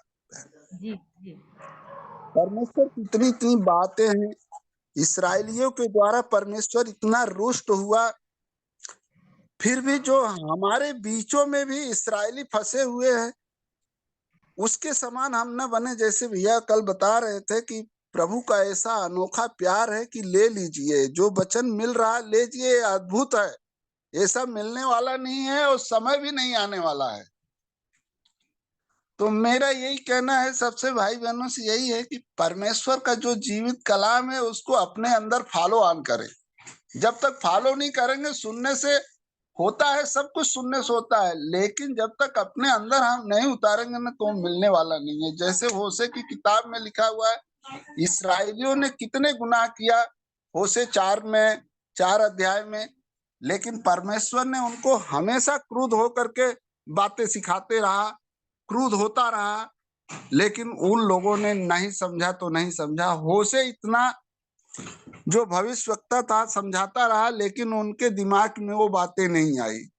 अब आज जो चर्चेस में वही बातें हो रही हैं जो भैया बता रहे थे, वो बात मेरे दिमाग में बहुत घुसता है। उनकी बातें बहुत दिल को छूता है मेरे, कि जो परमेश्वर ने उनको, इसराइलियों को इतना कहता था, समझाता था, इतना प्यार करता था उनसे, लेकिन इसके बाद भी वो भटक जाते थे, क्योंकि उनके खमीर में जो है ना, आटे में खमीर मिल जाता था, जो बुराई का प्रतीक है वो उनको मिल जाता था। एक दूसरे उनको भविष्यवक्ता ही नहीं मिल पाता था सही साथ, और इसके बाद कोई मिलता भी था तो उसको अपने अंदर फॉलो नहीं करते थे, मतलब उसको ग्रहण नहीं करते थे। उस वचन को, शब्द को सुनते थे, लेकिन वो घर जाते थे, फिर उसको अपने कार्यों में उसी प्रकार से लग जाते थे, अपने अंदर उसको उतारते नहीं थे, उस पर अमल नहीं करते थे। इसलिए परमेश्वर क्रुद्ध होता था। परमेश्वर उनको 3 बातों के द्वारा बहुत ही नाराज होता था, लेकिन वो उस बातों को वो तैयार नहीं होते थे। पहली बातें जैसे परमेश्वर ने कहा, जैसे होशे का 4 अध्याय में दिया है, परमेश्वर बड़े क्रोध से हुआ उनके ऊपर। पहली बात बताता है, मेरे ज्ञान के न होने से मेरी प्रजा नष्ट हो गई। बताइए, नहीं मान रहे, फिर भी परमेश्वर बोल रहा है मेरी प्रजा। कितनी बड़ी बात है कि सुनने को तैयार नहीं, फिर भी प्रभु क्या बोल रहा है, मेरी प्रजा नष्ट हो रही है। बताइए, इसराइलियों को कितना प्यार देता है परमेश्वर, क्या हम लोगों को नहीं देगा? यदि हम उसका अनुसरण करेंगे इस वचन के अनुसार, तो प्रभु हमें भी प्यार देगा। वो दूसरी बात है, प्रभु उनके बातों में इतना नाराज हो जाता, तो जो परमेश्वर के ज्ञान को वो लोग तुच्छ जानते हैं। परमेश्वर कहता है, दूसरी बात, तूने मेरे ज्ञान को तुच्छ जाना। उन लोगों से कहता है, तूने मेरा इतना प्यार भरा ज्ञान अनोखा है, जीवन को बदलने वाला मेरे शब्द हैं, ज्ञान है, लेकिन तुमने क्या किया, उसको तुच्छ जाना। फिर तीसरी बात बताता है, परमेश्वर की व्यवस्था को तज दिया। उन लोगों ने परमेश्वर की व्यवस्था को, जो परमेश्वर ने बनाया, उसके द्वारा नहीं चला। आज वही चीज हमको मिल रहा है। यदि हम उनके समान बनेंगे तो क्या परमेश्वर हमारे जीवन में फॉलो ऑन करेगा? नहीं कर सकता। मैं अपने जीवन में यही जो परमेश्वर के अनोखा प्यार और ये वचन मिल रहा है, ये मिलने वाला नहीं है, क्योंकि ये समय लास्ट चल रहा है। जो उन्होंने बताया वो सच बात बताया। आशीष भाई की बातों पे मैं 100% उनकी बातों बड़ा सहमत रहता हूं, और उनका जो वचन बताया हुआ है उस वचन पे मैं बहुत अमल करता हूं बहन।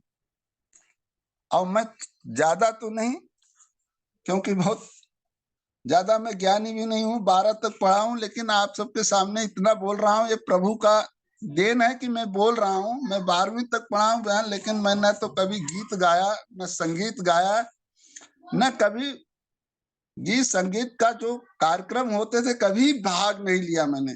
लेकिन परमेश्वर का ऐसा कलाम है कि मुझे उसका आता रहता है कि कुछ तो बोले, जो कि आज मैं आप सबके सामने बोल रहा हूँ ना। मैं किसी के सामने इतने शब्द नहीं बोल पाता। मैं परमेश्वर का बहुत बहुत धन्यवाद हो कि मैं आप सबके बीच में ये बातें रह करके आप सबको बातें कह रहा हूँ, नहीं तो मैं तो इतना भी नहीं कर सकता था। परमेश्वर का बहुत बहुत धन्यवाद देता हूँ, सारी बातों के लिए उनको धन्यवाद देता हूँ प्रभु को। उठते बैठते जागते सब परमेश्वर की देन है, क्योंकि परमेश्वर यदि हमारे जीवन में नहीं है तो मैं कुछ भी नहीं हूँ। क्योंकि परमेश्वर का आशीष हमारे जीवन में हमेशा बनी रहती है। आज उसकी कृपा न होती तो हो सकता है हम आपसे बात करते न होते, लेकिन परमेश्वर का ऐसा वचन है, मुझे कहां से कहां ला दिया। आज मेरा पूरा परिवार मुझसे पूरा विरुद्ध है बहन, लेकिन मैंने कहा चाहे कुछ भी हो जाए, मैं परमेश्वर को नहीं छोड़ सकता। चाहे तुम लोग नाराज रहो, चाहे कुछ भी हो, इसके बीच में परमेश्वर जो मुझे सिखाता है बहन, अद्भुत तरीके से बातें बताता है। और परमेश्वर का जो कलाम है मुझे यही बताता है, इसी को मैं परमेश्वर मानता हूँ। जो ये परमेश्वर का वचन है ना, परमेश्वर को तो मैं देख नहीं रहा हूँ, लेकिन ये वचन हमें दिखा रहा है परमेश्वर। यही परमेश्वर मुझे दिखा रहा है। परमेश्वर का ज्ञान इतना अनोखा है बहन कि जो परमेश्वर के गुणों को मैं वचन को अपने जो दोधारी तलवार के समान ये वचन है, हमारे जीवन को आर पार छेद करके उसके अंदर जो है उसको भी परमेश्वर समझ लेता है। तो हम उसको तुच्छ मानेंगे तो बताइए परमेश्वर हमारा रुष्ट नहीं होगा। आज हम अपने परिवार में, आज हमारे बच्चे यदि मेरे विरुद्ध जाएंगे तो हम क्या करेंगे? हम अपने बच्चों को डांटेंगे, उनसे नाराजगी भी जताएंगे, उनको दंड भी देने का प्रयास करेंगे। इसी प्रकार से मेरा परमेश्वर है जो मेरे ऊपर भी नाराज होता है कि हम इनको इतने अच्छे तरीके से, इतने ढंग से अच्छे से बताते हैं, समझाते हैं, बुझाते हैं। सारा नियम जो कि बड़ा सरल है, प्रभु का परमेश्वर का जो नियम है ना, बड़ा सरल है, लेकिन यदि उसको फॉलो करें तो हमारे जीवन में सदा बहार लाती है। सुख शांति वैभव सब कुछ परमेश्वर देता है, जो कि मैं अपने जीवन में इस समय बहुत महसूस करता हूँ कि प्रभु, ये प्रभु आज न होता तो हो सकता कि मैं पता नहीं कहाँ होता।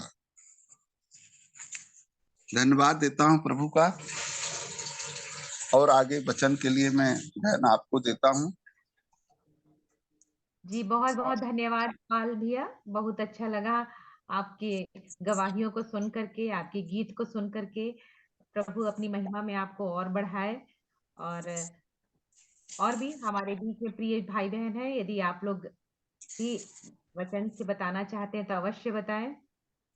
मैं भाई आशीष नाग से निवेदन करता हूँ, वचन के भाग आप कुछ दें। आशीष भाई मेरी आवाज सुन रहे हैं? आशीष नाग, आशीष भाई आप मेरी आवाज सुन रहे हैं? आशीष नाग भाई। हाँ जी अंकल।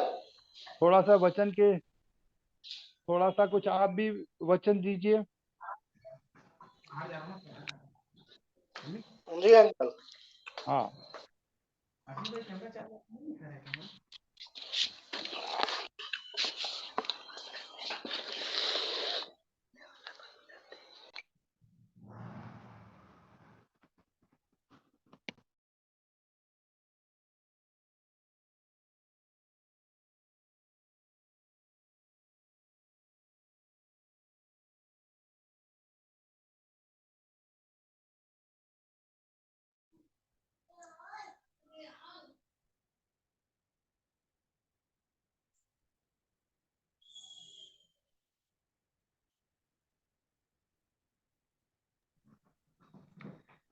आशीष भाई जब तक आते हैं, मैं एक आशीष नाग भैया जब तक आते हैं, मैं एक गीत आप लोगों के सामने गाना चाहती हूँ। दूसरा तिमुथियुस पहला अध्याय उसका 8वां पद है ये, और रोमियो 1 और 16 है ये। पर तू सब बातों में सावधान रहे, पर तू सब बातों में सावधान रहे। दुख उठा, दुख उठा, दुख उठा, दुख उठा, दुख उठा, दुख उठा। सुसमाचार प्रचार का काम कर, काम कर, और अपनी सेवा को पूरा कर, पूरा कर। सुसमाचार प्रचार का काम कर, काम कर, और अपनी सेवा को पूरा कर, पूरा कर। पर तू सब बातों में सावधान रहे। मैं लजाता नहीं सुसमाचार से, इसलिए कि वो हर एक विश्वासियों के लिए, पहले तो यहूदी फिर यूनानी के लिए, पहले तो यहूदी फिर यूनानी के लिए, उद्धार के निमित्त परमेश्वर की सामर्थ्य है, उद्धार के निमित्त परमेश्वर की सामर्थ्य है। सुसमाचार ये है, सबके पापों के कारण यीशु आया, यीशु आया, मारा गया और गाड़ा गया, जी उठा, जी उठा।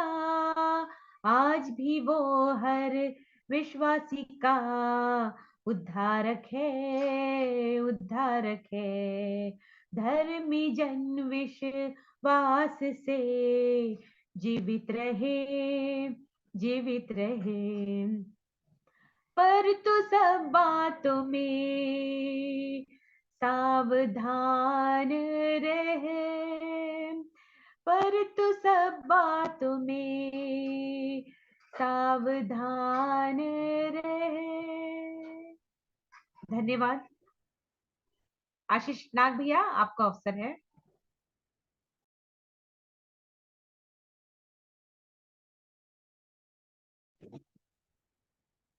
सिस्टर जी, मैं कुछ बोल सकती हूँ क्या? जी जरूर, जरूर बोलिए, आज बिल्कुल आपको अवसर है। जी सॉरी, मैं इंटरप्ट कर रही हूँ क्योंकि मेरे ऑफिस का टाइम हो जाता है 8 बजे, तो बट मैं नो प्रॉब्लम। अपनी आप गवाही प्लीज आप अपना वीडियो यदि चालू कर सकते हैं तो अवश्य करें। श्योर।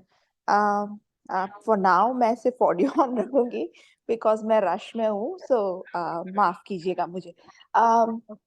आप सबों को जय मसीह की। बस छोटी सी मेरी गवाही शेयर करना चाहती थी।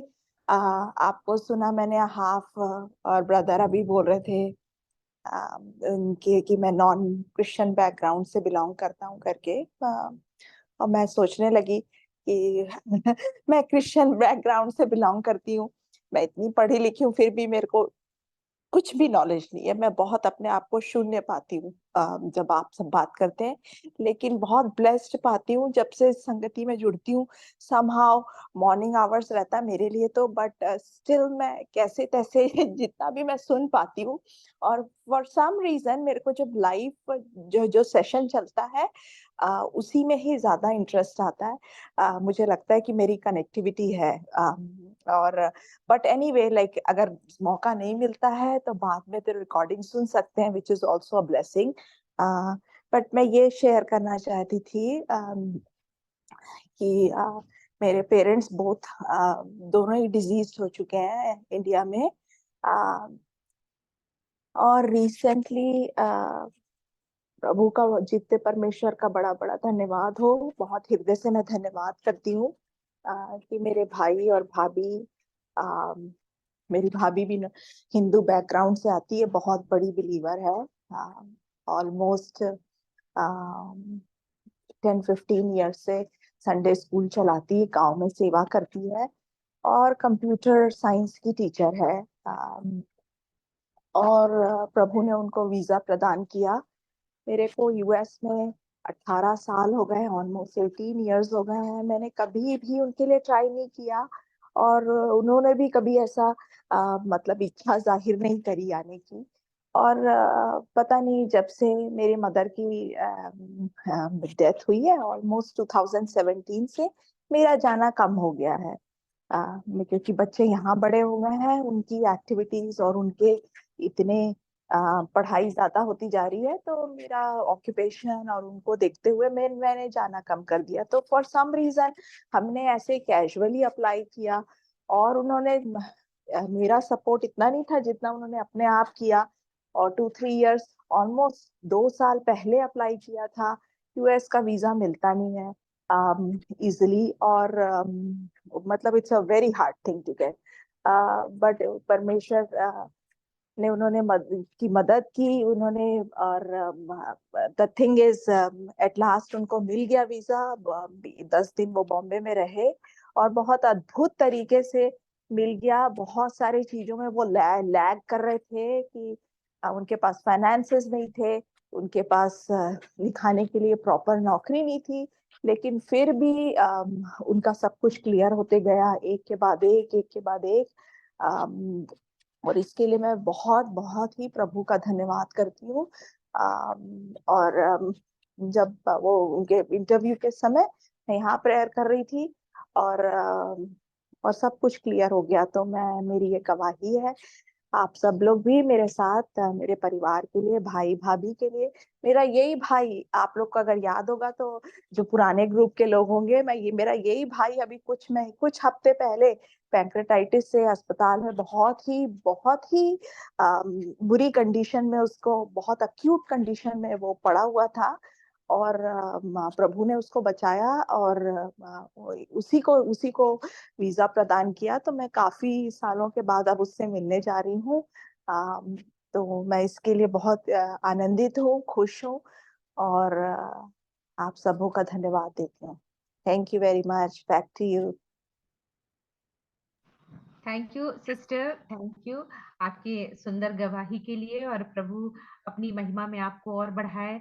और सचमुच में आपके जीवन में प्रभु ने बहुत बड़े बड़े आश्चर्य कर्म किए हैं, और जबकि आपके भाई से आपकी मुलाकात होगी, और कितना अद्भुत आनंद का अवसर होगा कि एक नए रीति से आप अपने भाई से मिलने पाएंगी। सो प्रभु आपको, आपके पेरेंट्स को, आपके परिवार के सभी लोगों को बहुत आशीष दे, और मुझे भी आपकी गवाही से आशीष मिली है।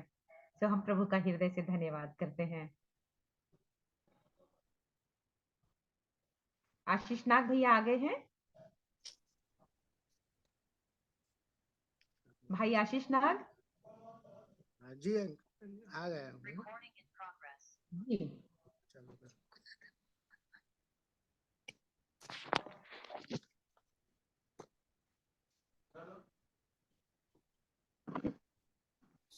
मैं एक बार फिर से परमेश्वर पिता को धन्यवाद देता हूँ मेरे जो है पहले मोबाइल पे कुछ थोड़ा नेटवर्क इशू हो रहा था, मैं दूसरे फोन से वापस जुड़ा हूँ।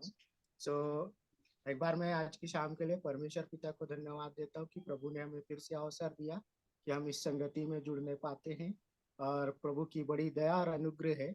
सो आइए हम लोग प्रार्थना करेंगे और हम कुछ बातों को सीखेंगे उसके बाद परमेश्वर के वचन से। तो प्रार्थना जी करेंगे पहले। धन्यवाद देते हैं परमेश्वर पिता एक बार फिर से आपकी बड़ी दया अनुग्रह के लिए प्रभु जी, कि आपने हमें फिर से अवसर दिया कि हम आपके वचनों से फिर से सीखने पाते हैं। हम धन्यवाद देते हैं पिता और विनती करते हैं आप हमारी सहायता और मदद करें प्रभु जी, ताकि हम आपके वचनों को सीख करके उन वचनों के अनुसार चलने वाले हो सके। सारा आदर महिमा आपको देते पिता, और विनती उद्धार करता प्रभु यीशु मसीह के नाम से मांगते हैं, आमीन। सो आमीन आमीन। में प्रियो, आप लोग मेरे साथ निकाल लीजिए परमेश्वर के वचन से तीतु तीतुस की पुस्तक उसका 2 अध्याय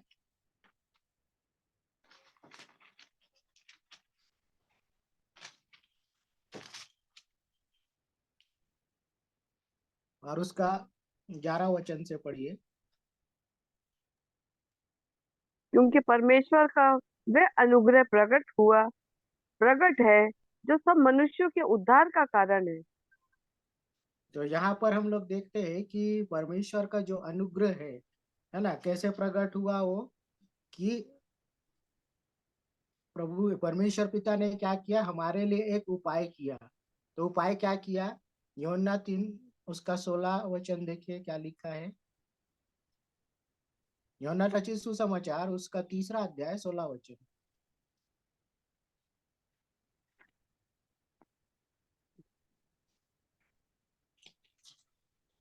मिला होगा तो पढ़िए, पढ़ने में थोड़ा मदद क्योंकि कीजिए। परमेश्वर ने जगत से ऐसा प्रेम रखा है कि उसने अपना इकलौता पुत्र दे दिया, ताकि जो कोई उस पर विश्वास करे वे नष्ट ना हो परंतु अनंत जीवन पाए। हाँ, तो यहाँ पर परमेश्वर पिता ने क्या किया, हम हमारे लिए, हम सब के लिए अपने इकलौते पुत्र को दे दिया है ना। तो परमेश्वर की अनुग्रह को देखिए कि उन्होंने क्या किया, हम पर दया किया, हमसे प्रेम किया। अगर वो हमसे प्रेम नहीं करता तो आज हमारी परिस्थिति अलग होती। जरा आप सोच के देखिए कि अगर परमेश्वर का अनुग्रह हम पर नहीं होता तो हमारी क्या दशा होती। क्योंकि अगर हम पुराने समय के लोगों को देखें, पुराने नियम से अगर हम देखते हैं, तो कई सारे जो ऐसे लोग हैं वो क्या हुए, मर मिटे है ना, पाप और अपराधों के कारण। परंतु आज परमेश्वर की बड़ी दया और अनुग्रह हम पर है कि प्रभु ने हमें अब तक संभाले रखा है। हम लोग प्रतिदिन कुछ ना कुछ ऐसी गलतियों को करते रहते हैं जिसके हम कारण से हम क्या करते हैं, उन गलतियों के कारण हम इस लायक नहीं होते कि हम प्रभु की उपस्थिति में बैठे या उसकी महिमा करें। परंतु परमेश्वर की बड़ी दया और अनुग्रह है कि वो क्या करता है, हमें अवसर पर अवसर दे रहा है। तो अवश्य है कि हम उस अवसर को जाने ना दे, परंतु हम क्या करें, परमेश्वर की पवित्र उपस्थिति में उसकी अनुग्रह में बढ़ने वाले हो सके। और आगे लिखा है वचन में 12 इसी का परमेश्वर 12 वचन पढ़िए। यूहन्ना तीतुस का अध्याय 11 वचन, 12 पढ़िए 12। तीतुस का 2 अध्याय उसका 12 वचन को पढ़िए।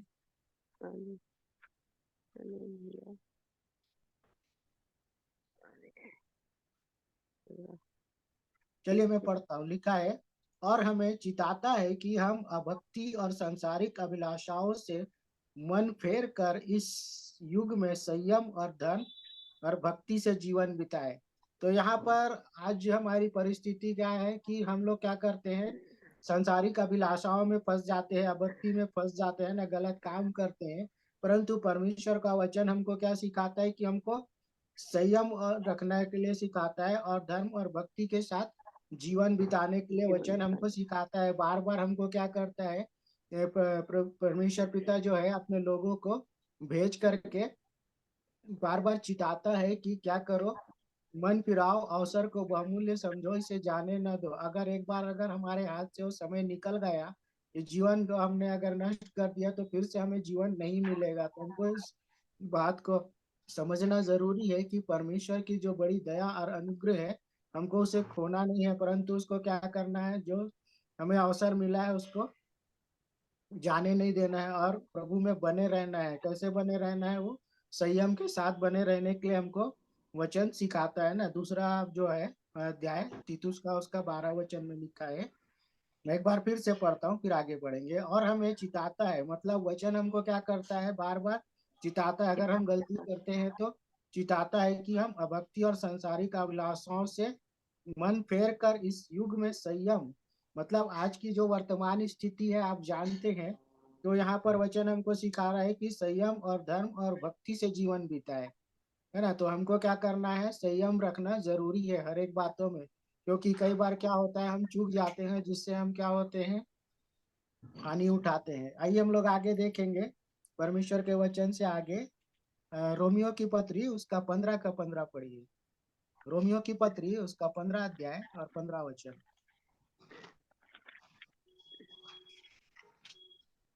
तो भी तो भी मैंने मैंने तो भी तो मैंने भी कहीं कहीं याद जी दिलाने के लिए तुम्हें जो बहुत साहस करके लिखा, ये उस ये उस अनुग्रह से के कारण हुआ जो परमेश्वर ने मुझे दिया है।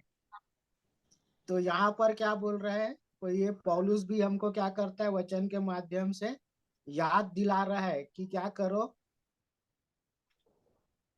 क्या करने के लिए बोल रहा है, याद करके लिखा है बोल रहा है। मतलब वो लिखने के लिए याद किया है कि यह उस अनुग्रह के कारण हुआ जो परमेश्वर ने मुझे दिया है। मतलब जो अनुग्रह परमेश्वर ने पौलुस को दिया था, उन्हीं बातों को वो क्या कर रहा है, हमको भी आज सिखा रहा है कि हमको क्या करना है, जो मिला है उसको गंवाना नहीं है। आइए हम लोग आगे देखेंगे इफिसियों की पत्री उसका 4 अध्याय और 7 वचन। इफिसियों की पत्री उसका 4 अध्याय 7 वचन। पर हम में से हर एक को मसीह के दान के परिमाण के अनुसार अनुग्रह मिला है।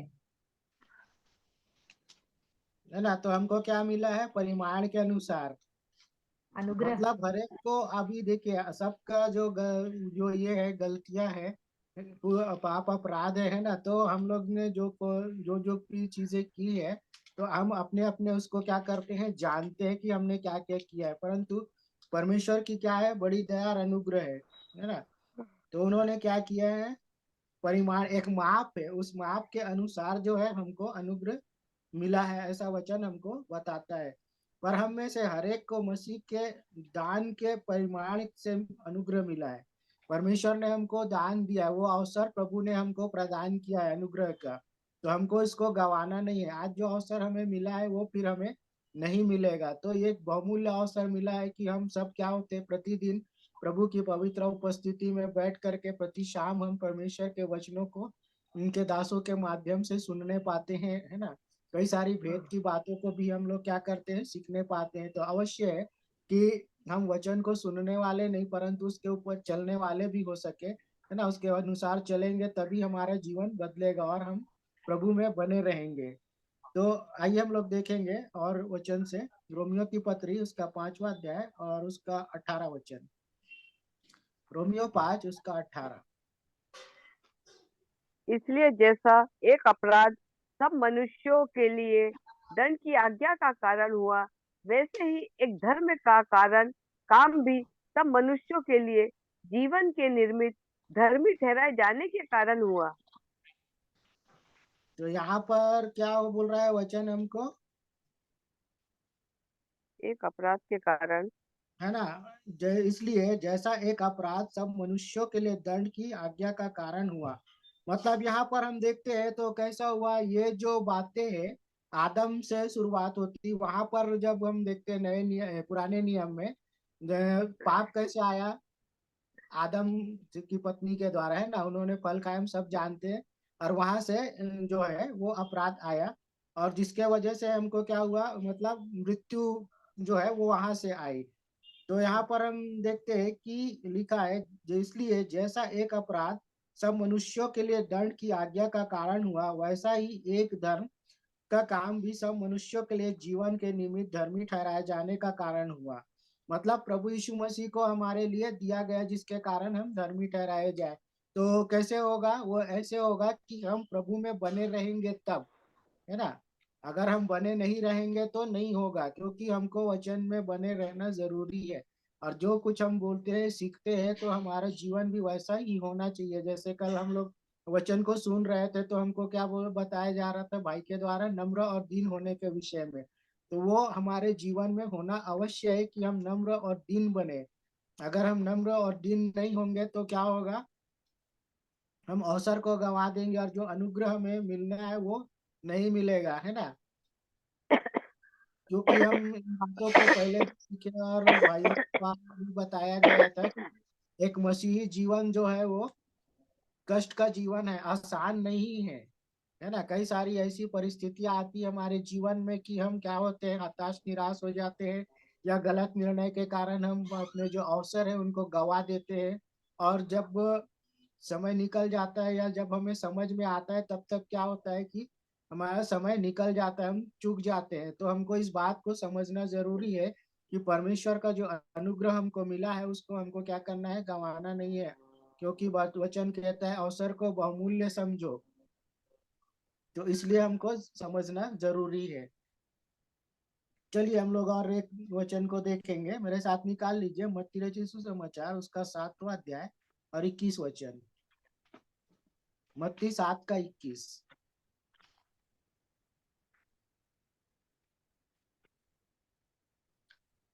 जो मुझसे हे प्रभु कहता है, उनमें से हर एक स्वर्ग के राज में प्रवेश ना करेगा, परंतु वही जो मेरी स्वर्ग पिता की इच्छा पर चलता है।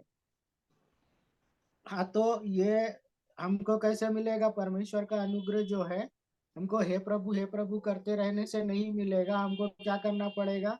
उसके इच्छा के अनुसार चलना भी पड़ेगा। अगर हम उसकी इच्छा के अनुसार नहीं चलेंगे तो हमें वो अनुग्रह जो है वो नहीं मिलेगा, हम उसको गवा देंगे, है ना।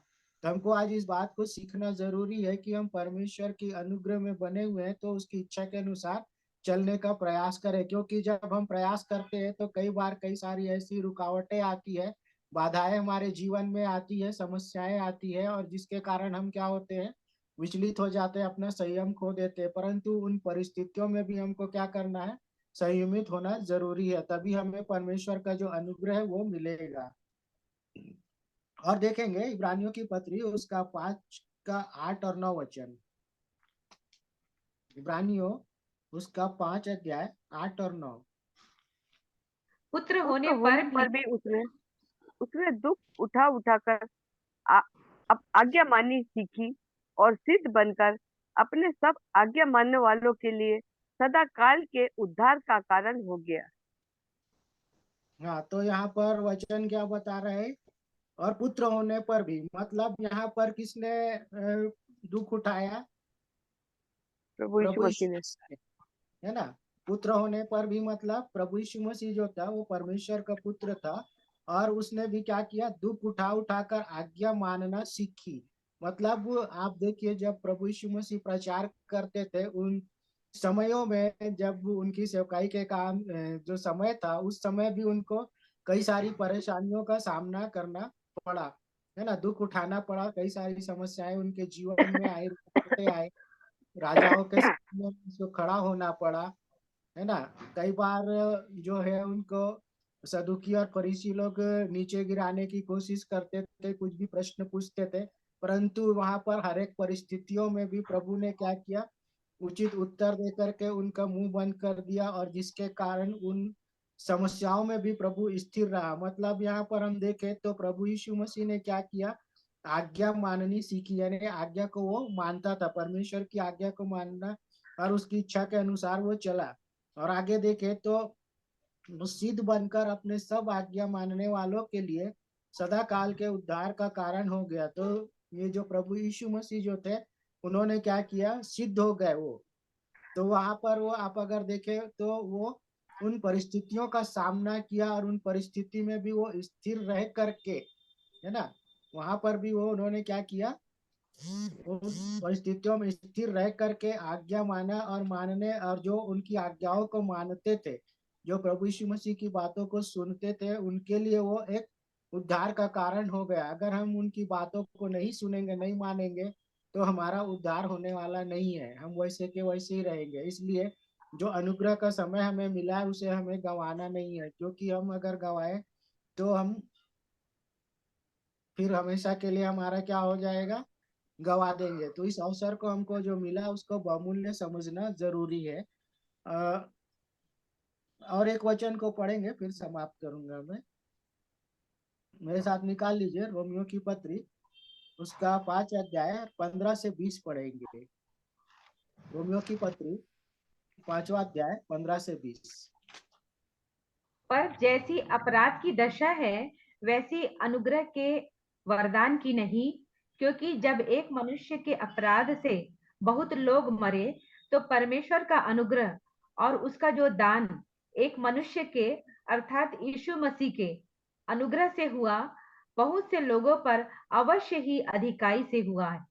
जैसा एक मनुष्य के पाप करने का फल हुआ वैसा ही दान की दशा नहीं, क्योंकि एक ही के कारण दंड की आज्ञा का फैसला हुआ, परंतु बहुत से अपराधों के कारण ऐसा वरदान उत्पन्न हुआ कि लोग धर्मी ठहरे।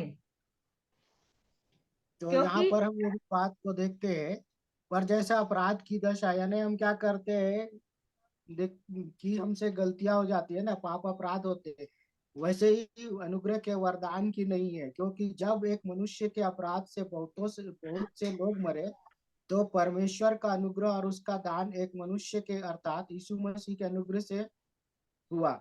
मतलब यहाँ पर जो है अपराध की दशा बोलने से अगर आप देखें तो आदम के समय से जो हुआ है ना, जो गलती हुई, क्या हुआ था, वो आज्ञा को नहीं मानने, और आज्ञा नहीं मानने के कारण क्या हो गया, मृत्यु आई। और मृत्यु आई तो उसके लिए एक मनुष्य के द्वारा जो मृत्यु आई, तो वैसे ही दूसरे मनुष्य के द्वारा उद्धार भी आया है ना। तो वो अनुग्रह का जो समय मिला वो प्रभु यीशु मसीह के वजह से हमको मिला है।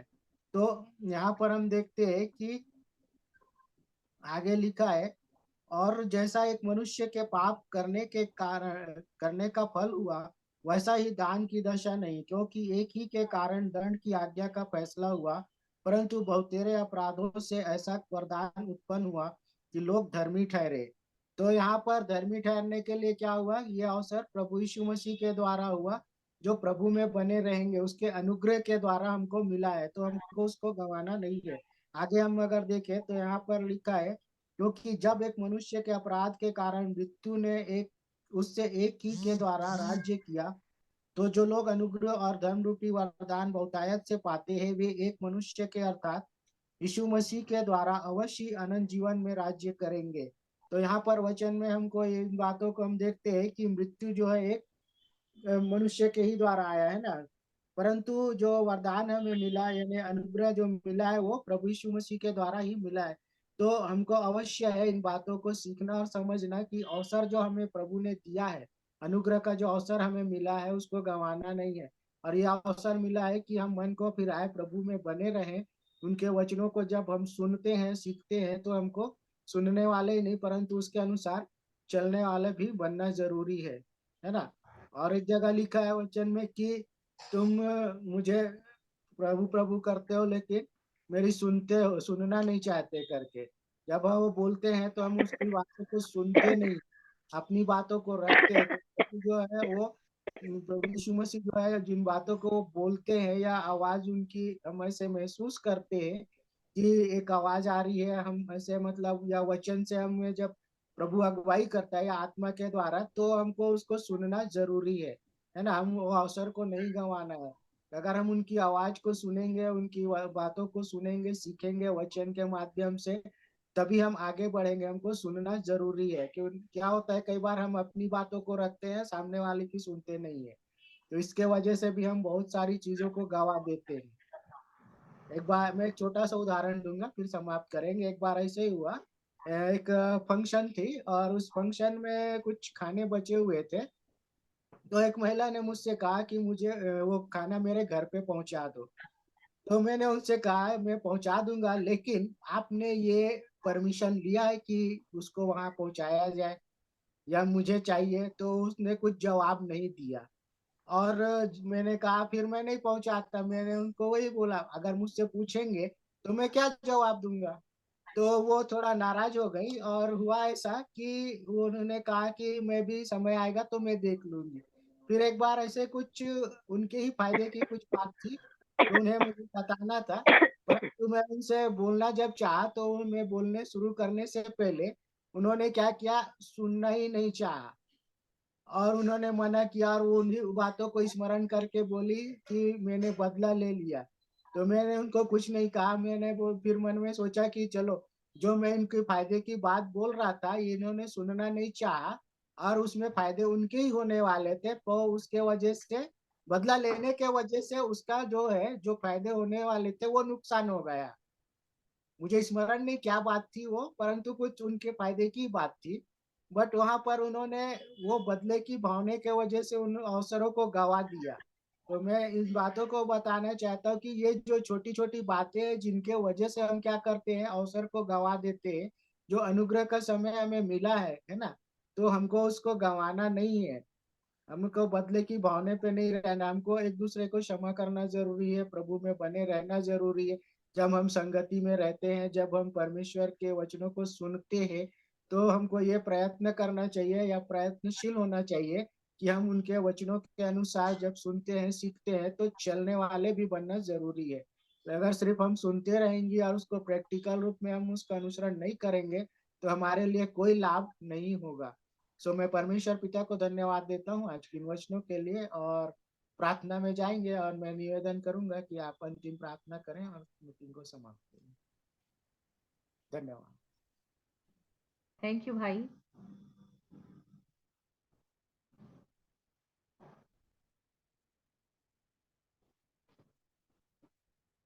कोई प्रार्थना आप ही कर देंगे भाई आशीष भाई, आप ही प्रार्थना कर दीजिए। जी आइए प्रार्थना करेंगे। तो आइए हम लोग प्रार्थना करेंगे। धन्यवाद देते हैं परमेश्वर पिता आपकी बड़ी दया अनुग्रह के लिए प्रभु जी, जो आपने हमारे जीवन में दिया, यह अवसर दिया कि हम आपके वचनों को फिर से सीखने पाए। पिता हम धन्यवाद देते हैं और विनती करते हैं प्रभु, शैतान के हर एक जाल फंदों से हमें बचा करके रखें। और पिता परमेश्वर अपने वचन के द्वारा आप हम सबों को आशीषित करें प्रभु, और अपनी महिमा में बढ़ाए प्रभु जी, ताकि हम आपके वचनों को सुनने वाले ही नहीं परंतु उनके अनुसार चलने वाले हो सके, आपकी इच्छा आपकी अनुग्रह में बने रहने वाले हो सके और आपकी आज्ञाओं को मानने वाले हो सके। पिता परमेश्वर प्रार्थना करता हूँ जितने आज की इस मीटिंग में जुड़े, हर एक को आशीषित करे प्रभु और अपनी महिमा में बढ़ाए, ताकि वो आपसे बढ़ने और फलने फूलने वाले हो सके प्रभु जी। और पिता परमेश्वर जितने लोग वचन को सुने, हर एक को आशीषित करे प्रभु जी। और प्रार्थना करता हूँ जो बाद में वीडियो रिकॉर्डिंग को देखते हैं, उन्हें भी आप आशीषित करें प्रभु, ताकि वो भी आपके वचनों को सुन करके पिता परमेश्वर अपने मनों को फिरा सके, और जो अनुग्रह का अवसर उन्हें मिला है पिता परमेश्वर, उसे गंवाने वाले ना हो, परंतु पिता परमेश्वर आप में बने रहने वाले हो सके और आप बढ़ने और फलने फूलने वाले हो सके प्रभु जी। एक बार फिर से हम सारी आशीषों के लिए धन्यवाद देते, आज की शाम के लिए धन्यवाद देते, और पिता परमेश्वर आपकी बड़ी दया अनुग्रह के लिए धन्यवाद देते प्रभु जी। पिता परमेश्वर सारा आदर महिमा आपको देते हैं और विनती उद्धार करता प्रभु यीशु मसीह के नाम से मांगते हैं, आमीन। आमीन आमीन। आमीन। आमीन।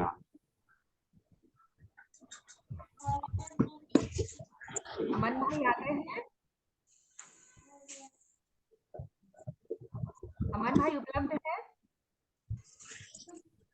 नहीं आए अमन भाई, अभी नहीं है। तो हम आज की सभा समाप्त करें भाई विजय भाई। जी जी बिल्कुल। जी आप सबों को बहुत बहुत धन्यवाद, आशीष भाई को भी बहुत धन्यवाद सुंदर संदेश के लिए और सब गवाहियों के लिए, गीतों के लिए, हम सब बातों के लिए आप सबों को बहुत धन्यवाद देते हैं। ऑन बिहाफ भाई अमन, मैं आज उनकी जगह पे होस्ट हूँ, तो मैं आप सबों को हृदय से धन्यवाद देती हूँ। और प्रभु की दया में हम कल फिर मिलेंगे और फिर एक नए उत्साह के साथ, नए संदेश के साथ हम प्रभु की सेवा के लिए उपलब्ध रहेंगे। शालोम, जय मसीह की आप सबों को। जय मसीह की। जय मसीह। जय मसीह की शक्ति। जय मसीह करो। जय मसीह की। जय मसीह की आप सबको। बाय, जय good night. Good night, good night, जय गुड मसीह नाइट सबको, गुड नाइट। प्यार से। जय मसीह।